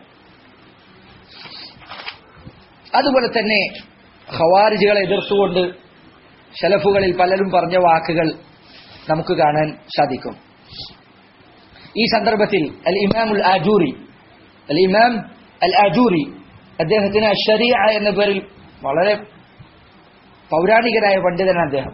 ഇമാം അൽ ആജൂരി, അദ്ദേഹത്തിന്റെ അശ്ശരീഅ എന്ന ഗ്രന്ഥം പ്രസിദ്ധമാണ്. അഹ്ലുസുന്ന വൽ ജമാഅയുടെ അഖീദ വിശദീകരിക്കുന്ന വളരെ ബൃഹത്തായ വളരെ വലിയ ഗ്രന്ഥമാണ് അശ്ശരീഅ.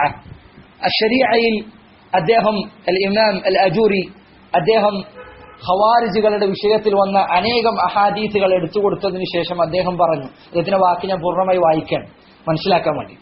ഇതാണ് മുൻഗാമികളുടെ നിലപാട്, ഇതാണ് മുൻഗാമികൾ പറഞ്ഞ സലഫിയത്ത്. അവർ പറയാൻ, അദ്ദേഹം പറയാൻ, فلا ينبغي لمن رأى اجتهادا خارجي فلا ينبغي لمن رأى اجتهاد خارجي قد خرج على إمام عدلا كان الإمام أو جائرا فلا ينبغي യോജിച്ച കാര്യമല്ല ലിമൻ റഅ ഒരാൾ കണ്ടുവെങ്കിൽ ഇജ്തിഹാദ ഖാരിജിയൻ ഒരു ഖാരിജിയുടെ പരിശ്രമം, ഖവാരിജികൾപ്പെട്ട ഏതെങ്കിലും ഒരാൾ അയാൾ നന്നായി പരിശ്രമിക്കുന്നത് കണ്ടാൽ ആ ഖാരിജിയുടെ പ്രത്യേകത എന്നാൽ ഖദ് ഖറജ അലൽ ഇമാം, അയാൾ ഇമാമിനെതിരെ, മുസ്ലിമീങ്ങളുടെ ഇമാമിനെതിരെ, അവരുടെ നേതൃത്വത്തിനെതിരെ അയാൾ പുറപ്പെട്ടിരിക്കുന്നു. ആദിലൻ കാനൽ ഇമാമു ഔ ജാഇറ, ആ ഇമാം നീതിമാനാകട്ടെ അതല്ല ജാഇറാകട്ടെ. ജാഇറ ഇമാം എന്ന് പറഞ്ഞാൽ ദാലിമായ ഇമാം, അതിക്രമിയായ ഇമാമാകട്ടെ. നീതിയുള്ള ഇമാമാകട്ടെ അനീതിയുള്ള ഇമാമാകട്ടെ, ഇമാമിനെതിരെ പുറപ്പെട്ട ഖവാരിജികളിൽപ്പെട്ട ഒരാളുടെ പരിശ്രമം കണ്ടുകഴിഞ്ഞാൽ വഖറജ വജമഅ ജമാഅതൻ വസല്ല സൈഫഹു, അങ്ങനെ അവൻ മുസ്ലിം ഉമ്മത്തിനെതിരെ പുറപ്പെടുകയും അവൻ ആളുകളെ ഒരുമിച്ച് കൂട്ടുകയും വാള് പുറത്തേക്കെടുക്കുകയും ചെയ്തു കഴിഞ്ഞാൽ വസ്തഹല്ല ഖിതാലൽ മുസ്ലിമീൻ, മുസ്ലിമീങ്ങളോടുള്ള യുദ്ധം അവൻ അനുവദനീയമാക്കിയത് നീ കണ്ടു കഴിഞ്ഞാൽ ഫലാ യൻബഗി ലഹു അൻ യഗ്തറ ബിഖിറാഅതിഹി ലിൽഖുർആൻ, അവന്റെ ഖുർആൻ പാരായണം കണ്ട് നീ വഞ്ചിതനാകാൻ പാടില്ല.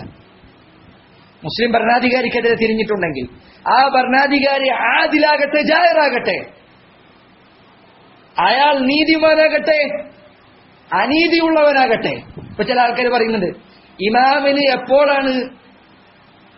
ഇമാമിനെ അനുസരിക്കൽ ബാധ്യതയാവുന്ന എപ്പോഴാണ്? ഇമാം രണ്ട് ഷർത്ത്, ഈ ഷർത്ത് എവിടുന്നവർക്ക് കിട്ടിയെന്ന് എനിക്കറിയില്ല. ഒന്ന്, ഇമാം ഇസ്ലാമിക ശരീഅത്തനുസരിച്ച് വിധിക്കണം. രണ്ട്, ഇമാം ജിഹാദ് ത്വലബ് എന്ന്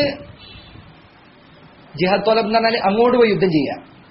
ജിഹാദ് രണ്ട് രൂപത്തിലാണ്. ഒന്ന് ജിഹാദ് ലിദ്ദിഫാ, പ്രതിരോധത്തിന് വേണ്ടിയുള്ള ജിഹാദ്, അതായത് ഉദാഹരണത്തിന് ഇസ്ലാമിക രാജ്യത്തിലേക്ക് ആ മുസ്ലിമീങ്ങൾ അക്രമവുമായി വന്നു കഴിഞ്ഞാൽ അവരെ പ്രതിരോധിക്കുക എന്നുള്ളത്. രണ്ട്, ജിഹാദ് ത്വലബ്, ഇസ്ലാമിന്റെ വ്യാപനത്തിനു വേണ്ടി ഇസ്ലാമിക വിധി നടപ്പിലാക്കപ്പെടുന്നതിനു വേണ്ടി മറ്റു രാജ്യങ്ങളുടെ അനിസ്ലാമിക രാജ്യങ്ങൾക്കെതിരെ അങ്ങോട്ട് പോയി യുദ്ധം ചെയ്യാനാണ് ജിഹാദു അത്വലബ്. ഇൻഷാ അല്ലാഹ് ജിഹാദിനെ കുറിച്ച് അടുത്ത ക്ലാസ്സുകൾ സംസാരിക്കുന്ന സമയത്ത് കൂടുതൽ നമുക്ക് പറയാം. ജിഹാദു ത്വലബ് അത് ചെയ്യുന്നിടത്തോളം കാലം മാത്രമേ ഇമാമിനെ അനുസരിക്കൽ നിർബന്ധമുള്ളൂ. മലയാളത്തിൽ ചില ആൾക്കാരെ എഴുതിയത് ഞാൻ കണ്ട. ഈ ഷർത്ത് അവർക്ക് എവിടുന്ന് കിട്ടിയെന്ന് എനിക്കറിയില്ല. ഒന്നാമത്തെ കാര്യം എന്താണ്? ഇമാമ് ശരീഅത്തനുസരിച്ച് പൂർണ്ണമായി വിധിക്കണം. അങ്ങനെ ഒരു നിയമം ആരും പുറത്തില്ല. കാരണം ശരീഅത്തനുസരിച്ച് വിധിക്കാത്ത അവസ്ഥകൾ പിൽക്കാലഘട്ടത്തിൽ ഇസ്ലാമിക ഖിലാഫത്തിൽ പലതവണ സംഭവിച്ചിട്ടുണ്ട്. പല വിഷയങ്ങൾ പൂർണ്ണമായി ശരീഅത്തനുസരിച്ച് വിധിച്ചിട്ടില്ല എന്നല്ല ഞാൻ പറഞ്ഞു. ശരീഅത്തനുസരിച്ചാണ് വിധിക്കുന്നതെന്ന് അവർ പറയും. കിതാബും സുന്നത്തുമാണ് അവരുടെ അടിസ്ഥാനം. പക്ഷേ പല വിഷയങ്ങളിലും അള്ളാഹുവിന്റെ കിതാബിന് എതിരായ വിധികൾ അവരുടെ ഉണ്ടായിട്ടുണ്ട്. അത് പലപ്പോഴും ഹറാമായിരുന്നു. വൻപാപങ്ങളിൽപ്പെട്ട പല കാര്യങ്ങളും ഇസ്ലാമിക ഭരണാധികാരികൾ മുൻകാലഘട്ടങ്ങളിൽ ചെയ്തിട്ടുണ്ട്. ആ സന്ദർഭങ്ങളിൽ സലഫുകൾക്കെതിരെ തിരിഞ്ഞിട്ടുണ്ടോ? ഉദാഹരണത്തിന് ഹജ്ജാജ് ഇബ്നു യൂസുഫ്, ഉമവി ഭരണാധികാരിൽ ചില ആളുകൾ, അബ്ബാസി ഭരണാധികാരിൽ ചില ആളുകൾ, എന്തോരം ചില ഉൽമുകൾ പല ആൾക്കാർ ചെയ്തിട്ടുണ്ട്. അവർ ശരീഅത്തനുസരിച്ചിട്ട് വിധിച്ചത് ആണോ? ഒരിക്കലുമല്ല. ആ വിധികളിൽ അവർക്ക് അബദ്ധം പറ്റിയിട്ടുണ്ട്. അവർ ചെയ്തത് തെറ്റാണ്, ഹറാമാണ്. മാത്രമല്ല ജിഹാദ് ത്വലബ്, ഇൻഷാ അല്ലാഹ് ജിഹാദ് ത്വലബിനെ സംബന്ധിച്ച് കൂടുതൽ സംസാരിക്കുന്ന സമയത്ത് നമുക്കത് പറയാം. ജിഹാദ് ത്വലബ് ചെയ്യാന്നുള്ളത് എല്ലാ സമയത്തും നിർബന്ധമായി ചെയ്യേണ്ട കാര്യമല്ല. കാരണം നബി സല്ലല്ലാഹു അലൈഹി വസല്ലം അവിടത്തേക്ക് ദൗല ഉണ്ടായ സന്ദർഭത്തിൽ, അവിടത്തേക്ക് ഭരണം കിട്ടിയ സന്ദർഭത്തിൽ തുടക്കത്തിൽ തന്നെ ജിഹാദ് ത്വലബ് ചെയ്തിട്ടില്ല. കാരണം എന്താ? ശക്തിയില്ല, അതിനുള്ള പവറില്ല, അതിനുള്ള കഴിവുണ്ടായിരുന്നില്ല ആ സന്ദർഭത്തിൽ. അതുകൊണ്ട് യുദ്ധം ചെയ്തിട്ടില്ല. നബി സല്ലല്ലാഹു അലൈഹി വസല്ലം മദീനയിൽ ഭരണം കിട്ടിയ ആദ്യ സന്ദർഭത്തിൽ തന്നെ പോയിട്ട് യുദ്ധം ചെയ്തു. ശക്തി ഉണ്ടായതിനു ശേഷമാണ് അവിടുന്ന് യുദ്ധം ചെയ്തത്. ശൈഖ് ഇബ്നു ഉസൈമീൻ റഹിമഹുല്ലാഹു തആല അദ്ദേഹത്തിന്റെ സംസാരത്തിൽ കാണാം, അദ്ദേഹം പറഞ്ഞു, ചില ആളുകൾ പറയുന്നത് കാണാം, എന്തുകൊണ്ട് അമേരിക്കയോട് ഫ്രാൻസിനോട് ഒക്കെ യുദ്ധം ചെയ്യുന്നില്ല സൗദി അറേബ്യ? അപ്പൊ അദ്ദേഹം പറയുന്ന ഉത്തരം വ്യക്തമാണ്. എന്താണ്? അതിനുള്ള കഴിവില്ല, അതിനുള്ള ശക്തി ഇസ്ലാമിക സമൂഹത്തിൽ ഉണ്ടായിട്ടില്ല. അപ്പൊ അവർ ചോദിക്കും, എന്നാ പിന്നെ നിങ്ങൾ അതിന് യുദ്ധത്തിന് കോപ്പ് കൂട്ടുന്നുണ്ടോ? അതുവരെ സംസാരം കേട്ടാ തോന്നുന്നു യുദ്ധത്തിന് കോപ്പ് കൂട്ടുന്നവരെ അറിയിക്കണം. ഏതൊരാളും ആത്മാർത്ഥമായിട്ട് യുദ്ധം ചെയ്യാൻ ആഗ്രഹിക്കുന്നുണ്ടെങ്കിൽ അതിന്റെ അടയാളങ്ങളിൽ പെട്ടതാണ് അയാൾ യുദ്ധത്തിന് ഉദ്ദേശിക്കുന്ന കാര്യം പറയാതിരിക്കാന്നുള്ളത്. ഞാൻ നാളെ നിങ്ങളുടെ അടുത്തേക്ക് യുദ്ധത്തിന് വേണ്ടി വരുന്നിട്ട് ആരെങ്കിലും യുദ്ധം ചെയ്യാൻ പോവാ? അങ്ങനെ ആരെങ്കിലും യുദ്ധം ചെയ്യുമോ? മാത്രമല്ല, നിങ്ങൾക്കെതിരെ ഇന്ന ആയുധങ്ങളാണ് ഞാൻ അവിടെ ഉണ്ടാക്കി വെച്ചിട്ടുള്ളതെന്ന് പറഞ്ഞു കഴിഞ്ഞാൽ പിന്നെ ആ യുദ്ധത്തിന്റെ കഥ തന്നെ തീർന്നു. കാരണം ആയുധം ഏത് എന്ന്, തന്റെ കയ്യിലുള്ള ആയുധങ്ങൾ ഏത് എന്ന് പുറത്തേക്ക് പറയാതിരിക്കൽ യുദ്ധത്തിന്റെ തന്ത്രങ്ങളിൽപ്പെട്ടതാണ്. ഒരിക്കലും ഇൻഷാ അല്ലാഹ് നമ്മൾ വിചാരിക്കുന്നത്, അതല്ലെങ്കിൽ പണ്ഡിതന്മാരുടെ വാക്കുകൾ നമ്മൾ മനസ്സിലാക്കുന്നത്, ഇബ്നു ഉസൈമീനെ പോലുള്ള പണ്ഡിതന്മാർ, അതുപോലെ തന്നെ നംലക്കയുമായി ബന്ധമുള്ള പല പണ്ഡിതന്മാർ പറഞ്ഞതായി നമുക്ക് വ്യക്തമായി അറിവുള്ള കാര്യം, അവർ ജിഹാദിനെ ആഗ്രഹിക്കുന്നുണ്ട്, അതിനവർ ശ്രമിക്കുന്നുമുണ്ട്. പക്ഷേ അതിനുള്ള ശക്തി കിട്ടാതെ അതിനുവേണ്ടി പുറപ്പെടുക എന്നത്, ഇറങ്ങി പുറപ്പെടുക എന്നത് ഒരിക്കലും നബി സല്ലല്ലാഹു അലൈഹി വസല്ലം പഠിപ്പിച്ച കാര്യമല്ല.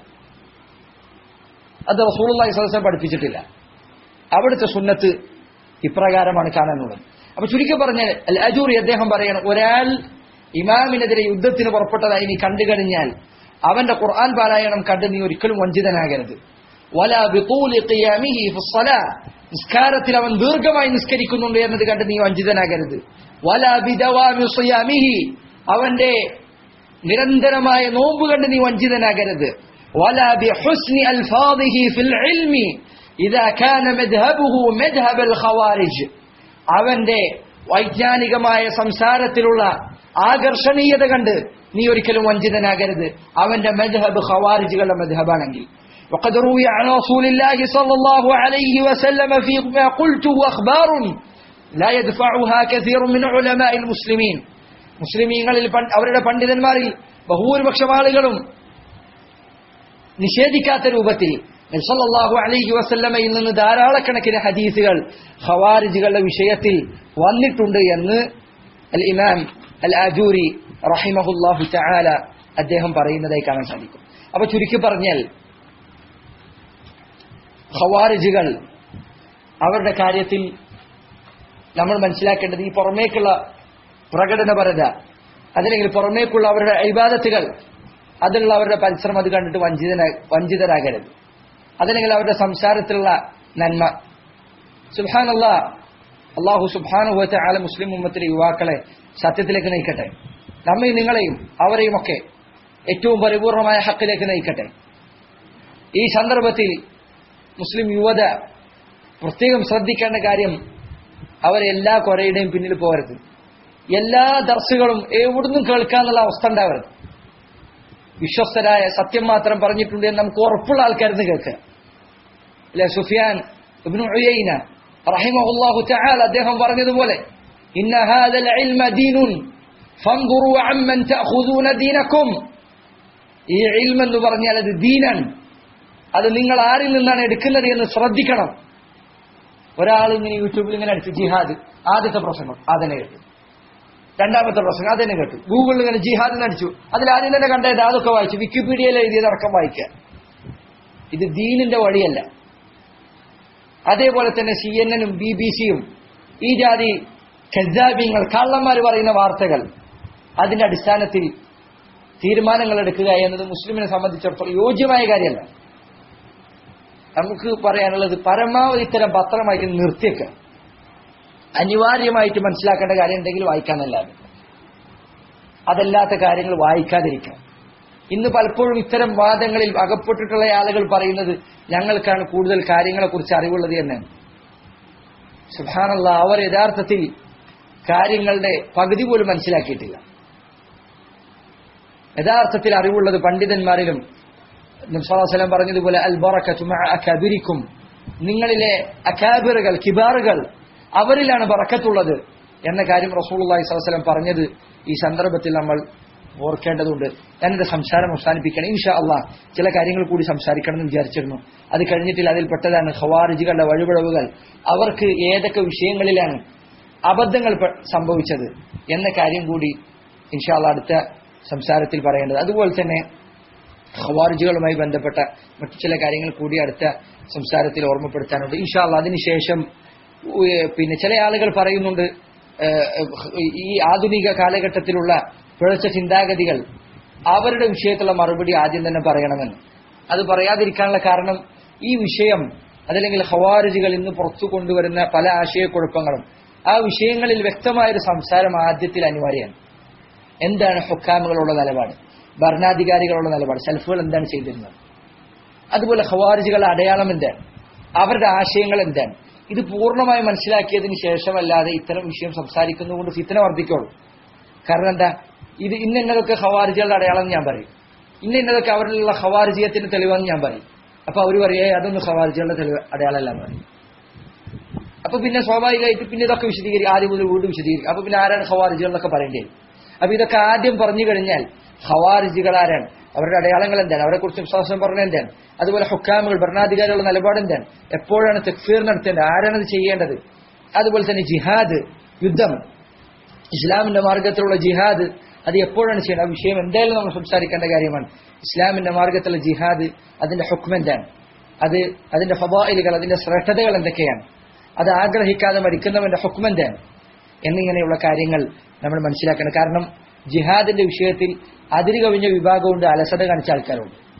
ഒരു വിഭാഗം ആൾക്കാർ ജിഹാദ് എന്ന് പറഞ്ഞു കഴിഞ്ഞാൽ എങ്ങാനും അറിയാതെ ജിഹാദ് എന്നുള്ള വാക്കെങ്ങാനും പ്രസംഗത്തിൽ വന്നു കഴിഞ്ഞാൽ പിന്നെ 10 മിനിറ്റ് ആ ജിഹാദ് എന്ന് പറഞ്ഞു കഴിഞ്ഞാൽ അതിന്റെ ഉദ്ദേശം യുദ്ധമല്ല എന്ന് പറയാൻ വേണ്ടി സമയങ്ങളെ അറിയാതെ ഒന്ന് ജിഹാദ് എന്ന് പ്രസംഗത്തിൽ പറഞ്ഞു കഴിഞ്ഞാൽ പിന്നെ 10 മിനിറ്റ് എന്തായിരിക്കും, ജിഹാദ് എന്ന് പറഞ്ഞാൽ യുദ്ധമല്ല, വാഴത്തുള്ള യുദ്ധമല്ല, യുദ്ധം അതിന്റെ ഉദ്ദേശം അതല്ല എന്ന് പറയാൻ വേണ്ടിയിട്ട് സമയങ്ങൾ. അത് തെറ്റാണ്.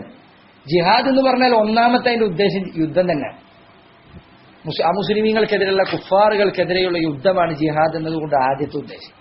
ഖുർആനിൽ ജിഹാദ് എന്ന് പരാമർശിക്കപ്പെട്ടിട്ടുള്ള കാര്യങ്ങളൊക്കെ തന്നെയാണ് ബഹുഭൂരിപക്ഷം സന്ദർഭങ്ങൾ. ശരിയാണ്, നഫ്സിനോടുള്ള ജിഹാദൊക്കെ അതിൽ പെടും. പക്ഷെ അള്ളാഹു സുബ്ഹാനഹു വ തആല ഖുർആനിൽ ജിഹാദ് ചെയ്യുന്നില്ലേ എന്ന് ചോദിച്ചതൊക്കെ വാളെടുത്തുള്ള യുദ്ധത്തിനെ കുറിച്ചാണ്. അവിടെ ഒന്നും അള്ളാഹു സുബ്ഹാനഹു വ തആല ആദ്യമായി ഉദ്ദേശിക്കുന്നത് ഒരിക്കലും എന്തല്ല, സ്വന്തത്തോടുള്ള ജിഹാദോ മറ്റോ അല്ലെങ്കിൽ ധർമ്മ സമരം എന്നൊക്കെ പറയുന്ന പോലെ സമരം എന്ന് പറയില്ല, അപ്പോൾ യുദ്ധം എന്നറിയില്ല, സമരല്ലത്, ഇത് യുദ്ധമാണ്, വളർത്തുള്ള യുദ്ധം. സല്ലല്ലാഹു അലൈഹി വസല്ലം സഹാബത്തും അനേകം തവണ ചെയ്ത കാര്യമാണ്. അപ്പൊ ജിഹാദിന്റെ കാര്യം പറഞ്ഞു കഴിഞ്ഞാൽ ഈ അലസത, ഈ ഒരു എന്താ പറയാ, അതിന്റെ കാര്യങ്ങളുടെ ശരിയായ രൂപത്തിൽ പറയാം. ഹക്ക് എങ്ങനെയാണ് അത് അതേപോലെ തന്നെ പറഞ്ഞിട്ടില്ലെങ്കിൽ ഇതുപോലെ ബാത്തിലിന്റെ ആളുകൾ, അസത്യത്തിന്റെ ആളുകൾക്ക് വളരാനുള്ള വളമാണ് നമ്മൾ ഉണ്ടാക്കി കൊടുക്കുന്നത്.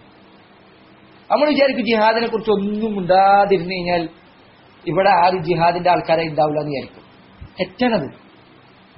അപ്പോൾ കൂടുതൽ പ്രശ്നങ്ങൾ ഉണ്ടാവുള്ളൂ. കാരണം യുവാക്കളെ കൊണ്ടുപോയിട്ട് ഇവർ പറയും, ഇതാ കണ്ടില്ലേ, ഇത് ജിഹാദിന്റെ ആയത്, ഇത് ജിഹാദിന്റെ ഹദീസ്, ഇതൊക്കെ ഇവിടെ ഉണ്ടായിട്ട് ഇവിടുത്തെ ആൾക്കാരെ മുണ്ടുന്നുണ്ടോ? ഇല്ല. എപ്പോ നോക്കിയാലും ജിഹാദ് എന്ന് പറഞ്ഞു കഴിഞ്ഞാൽ അവര് പറയുന്നുണ്ട് ഇത് ധർമ്മശമനം എന്നാണ്. അപ്പൊ നബി സല്ലല്ലാഹു അലൈഹി വസല്ലം ചെയ്ത യുദ്ധങ്ങളോ? സ്വാഭാവികമായിട്ട് ഏതൊരു കുട്ടിയുടെയും മനസ്സിലത് ആശയക്കുഴപ്പമുണ്ടാക്കും. നമ്മൾ ഇവർക്ക് ആശയക്കുഴപ്പം ഉണ്ടാക്കുന്നതുകൊണ്ട് പറയുന്നതല്ല. ശരിയായ ജിഹാദിന്റെ ശരിയായ വശമുണ്ട്.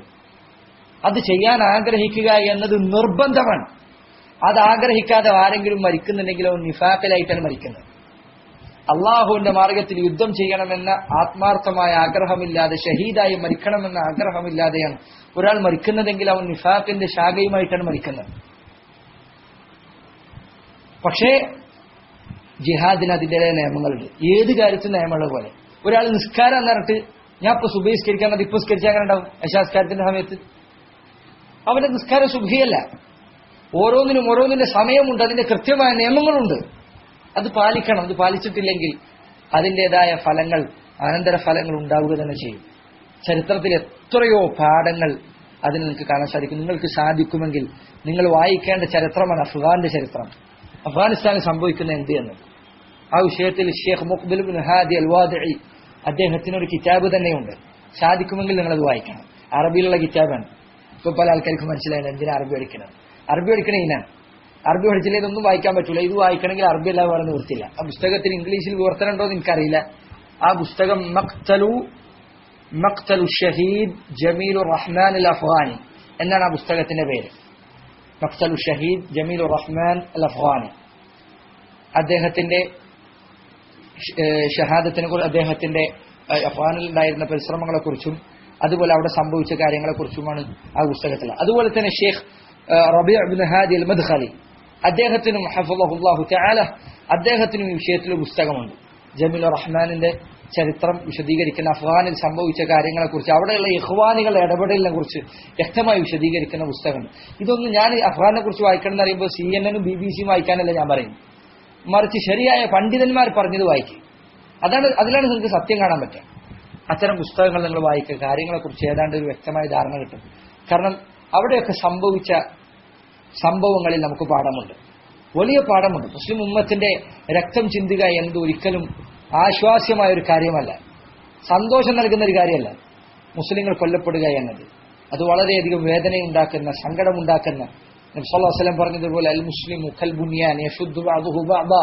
ഒരു മുസ്ലിം ഒരു കെട്ടിടത്തെ പോലെയാണ്, അതിന്റെ ചില ഭാഗങ്ങൾ മറ്റു ചിലതിന് ശക്തി നൽകുന്നു. അപ്പൊ നമ്മളുടെ സഹോദരങ്ങൾ മരിക്കുക എന്നുള്ളത് നമുക്കൊരിക്കലും സന്തോഷം ഉണ്ടാക്കുന്നില്ല. അത് നമുക്ക് വേദനയുണ്ടാക്കുന്നുണ്ട്, പ്രയാസമുണ്ടാക്കുന്നുണ്ട്. മുസ്ലിങ്ങളുടെ പ്രയാസങ്ങളിൽ വേദനിക്കാത്തവൻ മുസ്ലിങ്ങളിൽപ്പെട്ടവനാണെന്ന് വിചാരിക്കാൻ പറ്റും. സലഫുകൾ ചില ആളുകൾ പറഞ്ഞതുപോലെ മല്ലം യഹ്തമ്മ ബി ഉമൂരിൽ മുസ്ലിമീന ഫലൈസ മിൻഹും. മുസ്ലിങ്ങളുടെ കാര്യങ്ങൾ അത് പരിഗണിക്കാത്തവൻ അവൻ മുസ്ലിങ്ങളിൽപ്പെട്ടവനല്ലാന്ന്.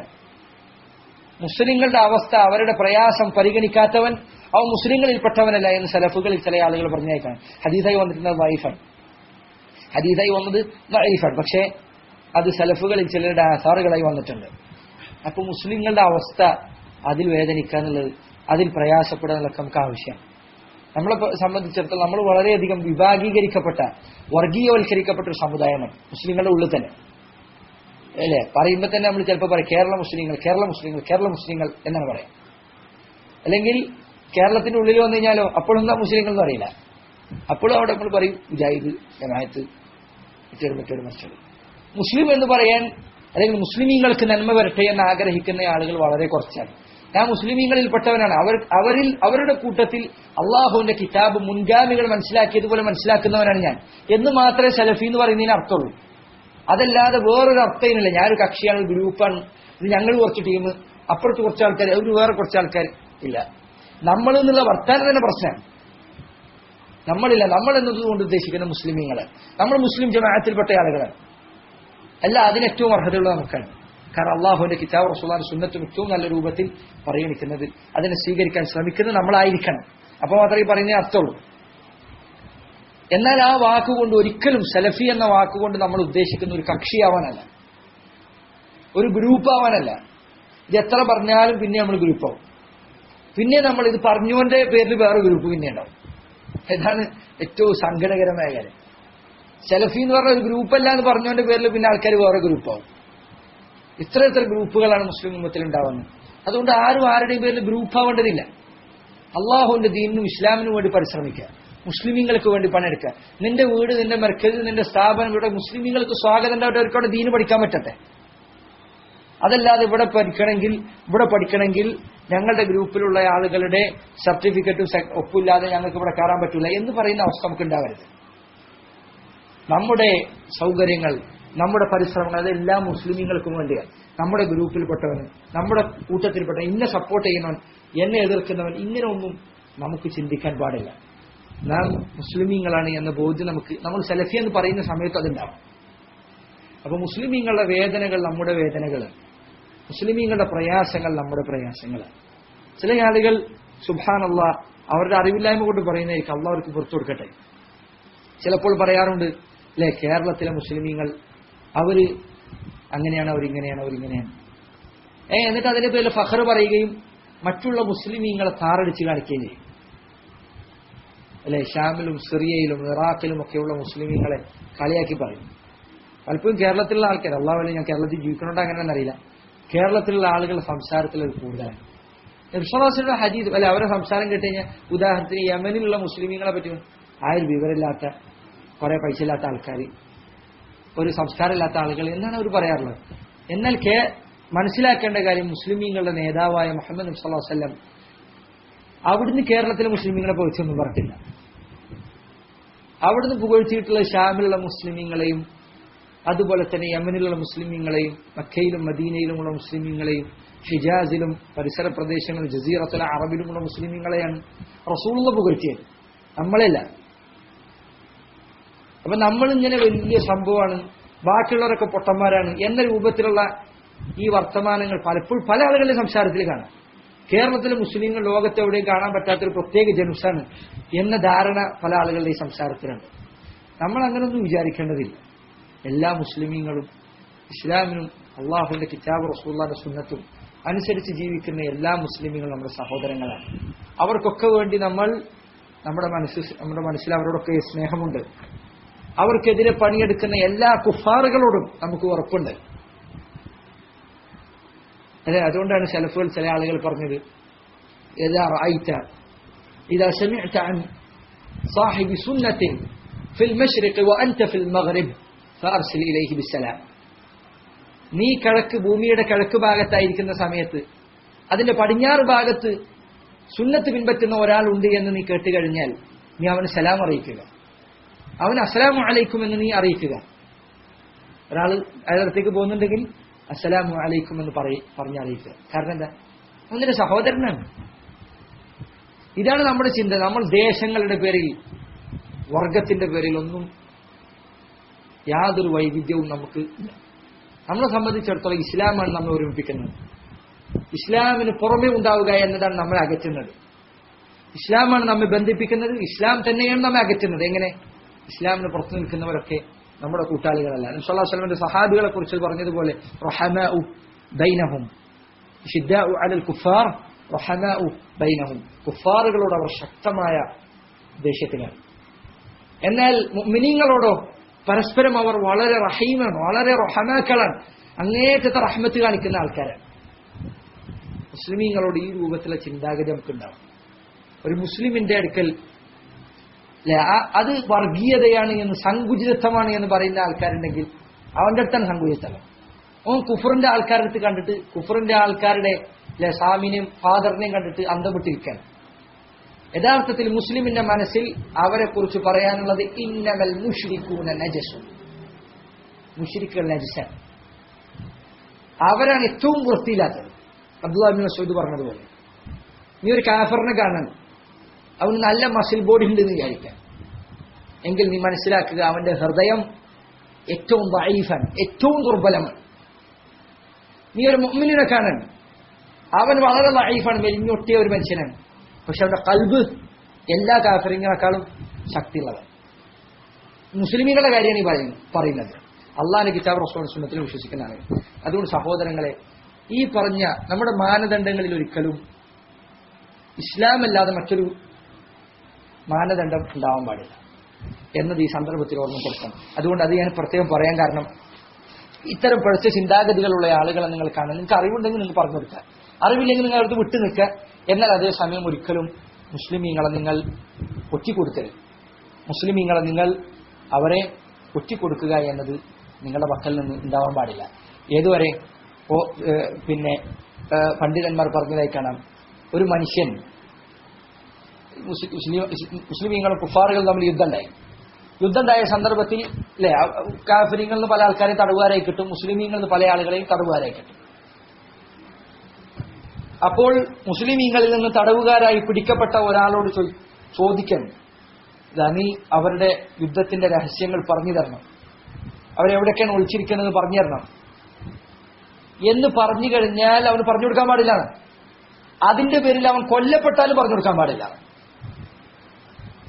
ഇസ്ലാമിനെയും മുസ്ലിമീങ്ങളെയും ഉപദ്രവിക്കാൻ കാരണമാകുന്ന രഹസ്യങ്ങൾ ഒരിക്കലും കുഫറിന്റെ ആളുകൾക്ക് ചോർത്തി കൊടുക്കാൻ പാടില്ല. അതൊരാൾ അനുവദനീയമായ രൂപത്തിൽ ചെയ്തു കഴിഞ്ഞാൽ കാഫിറാവും, ഇസ്ലാമിൽ തന്നെ പുറത്തു പോകും. മുസ്ലിമീങ്ങൾക്കെതിരെ മുസ്ലിങ്ങളെ സഹായിക്കുക എന്നുള്ളത് നവാത്തൽ ഇസ്ലാമിൽ പെട്ടതാണ്, ഇസ്ലാമിൽ നിന്ന് പുറത്തു പോകുന്ന കാര്യങ്ങൾ. അപ്പൊ ഇതൊന്നും നമ്മുടെ ഉണ്ടാവാൻ പാടില്ല. മാത്രമല്ല പണ്ഡിതന്മാർ ചില ആൾക്കാർ പറഞ്ഞതായി കാണാം, കാഫിരിങ്ങളുടെ മുന്നിൽ വെച്ച് മുസ്ലിമീങ്ങളെ ചീത്ത വിളിക്കാൻ പാടില്ല. സുബ്ഹാനല്ലാഹ്, നമ്മളൊക്കെ എത്ര ആൾക്കാർക്ക് അങ്ങനെ അബദ്ധം പറ്റല്ലോ. ഒരു രണ്ട് കാഫിറിനെ കണ്ടു കഴിഞ്ഞാൽ പിന്നെ അസ്സലാമു അലൈക്കും എന്ന് പറയാൻ വരെ നമുക്ക് മടിയാണ്. കാരണം അവരോടുള്ള അവരുടെ ആ സംസാര രീതികളിലും പ്രയോഗങ്ങളിലുമുള്ള ആ ഒരു താല്പര്യം നമുക്കത് വേണ്ടതില്ല. നമ്മൾ വളരെ താഹറ കൽബുള്ള ആൾക്കാരെ സാധാരണക്കാരാണ്, ഉമ്മിയാണ്. നഹ്നു ഖൗമുൻ ഉമ്മിയൂൻ, നിരക്ഷരരായ സമൂഹം. നമ്മുടെ നബി നിരക്ഷരനാണ്, അതിൽ നമ്മൾ അഭിമാനിക്കുന്നു. അപ്പൊ ഇസ്ലാമിന്റെ പേരിലുള്ള ഈ അഭിമാനം നമ്മൾ ഒരിക്കലും നഷ്ടപ്പെടുത്തരുത് എന്നാണ് അവസാനമായി ഓർമ്മപ്പെടുത്താനുള്ളത്. മുസ്ലിമീങ്ങൾക്കും ഇസ്ലാമിനും വേണ്ടിയാണ് നമ്മൾ നിലകൊള്ളേണ്ടത്, അല്ലാതെ മറ്റൊന്നിനും വേണ്ടിയല്ല എന്ന കാര്യം ഈ സന്ദർഭത്തിൽ ഞാൻ ഓർമ്മപ്പെടുത്തുകയാണ്. വസല്ലല്ലാഹു വസല്ലം വബാറക അലാ നബിയിന മുഹമ്മദിൻ വഅലാ ആലിഹി വസഹ്ബിഹി വസല്ലം വആഖിറു ദഅവാനാ അൽഹംദുലില്ലാഹി റബ്ബിൽ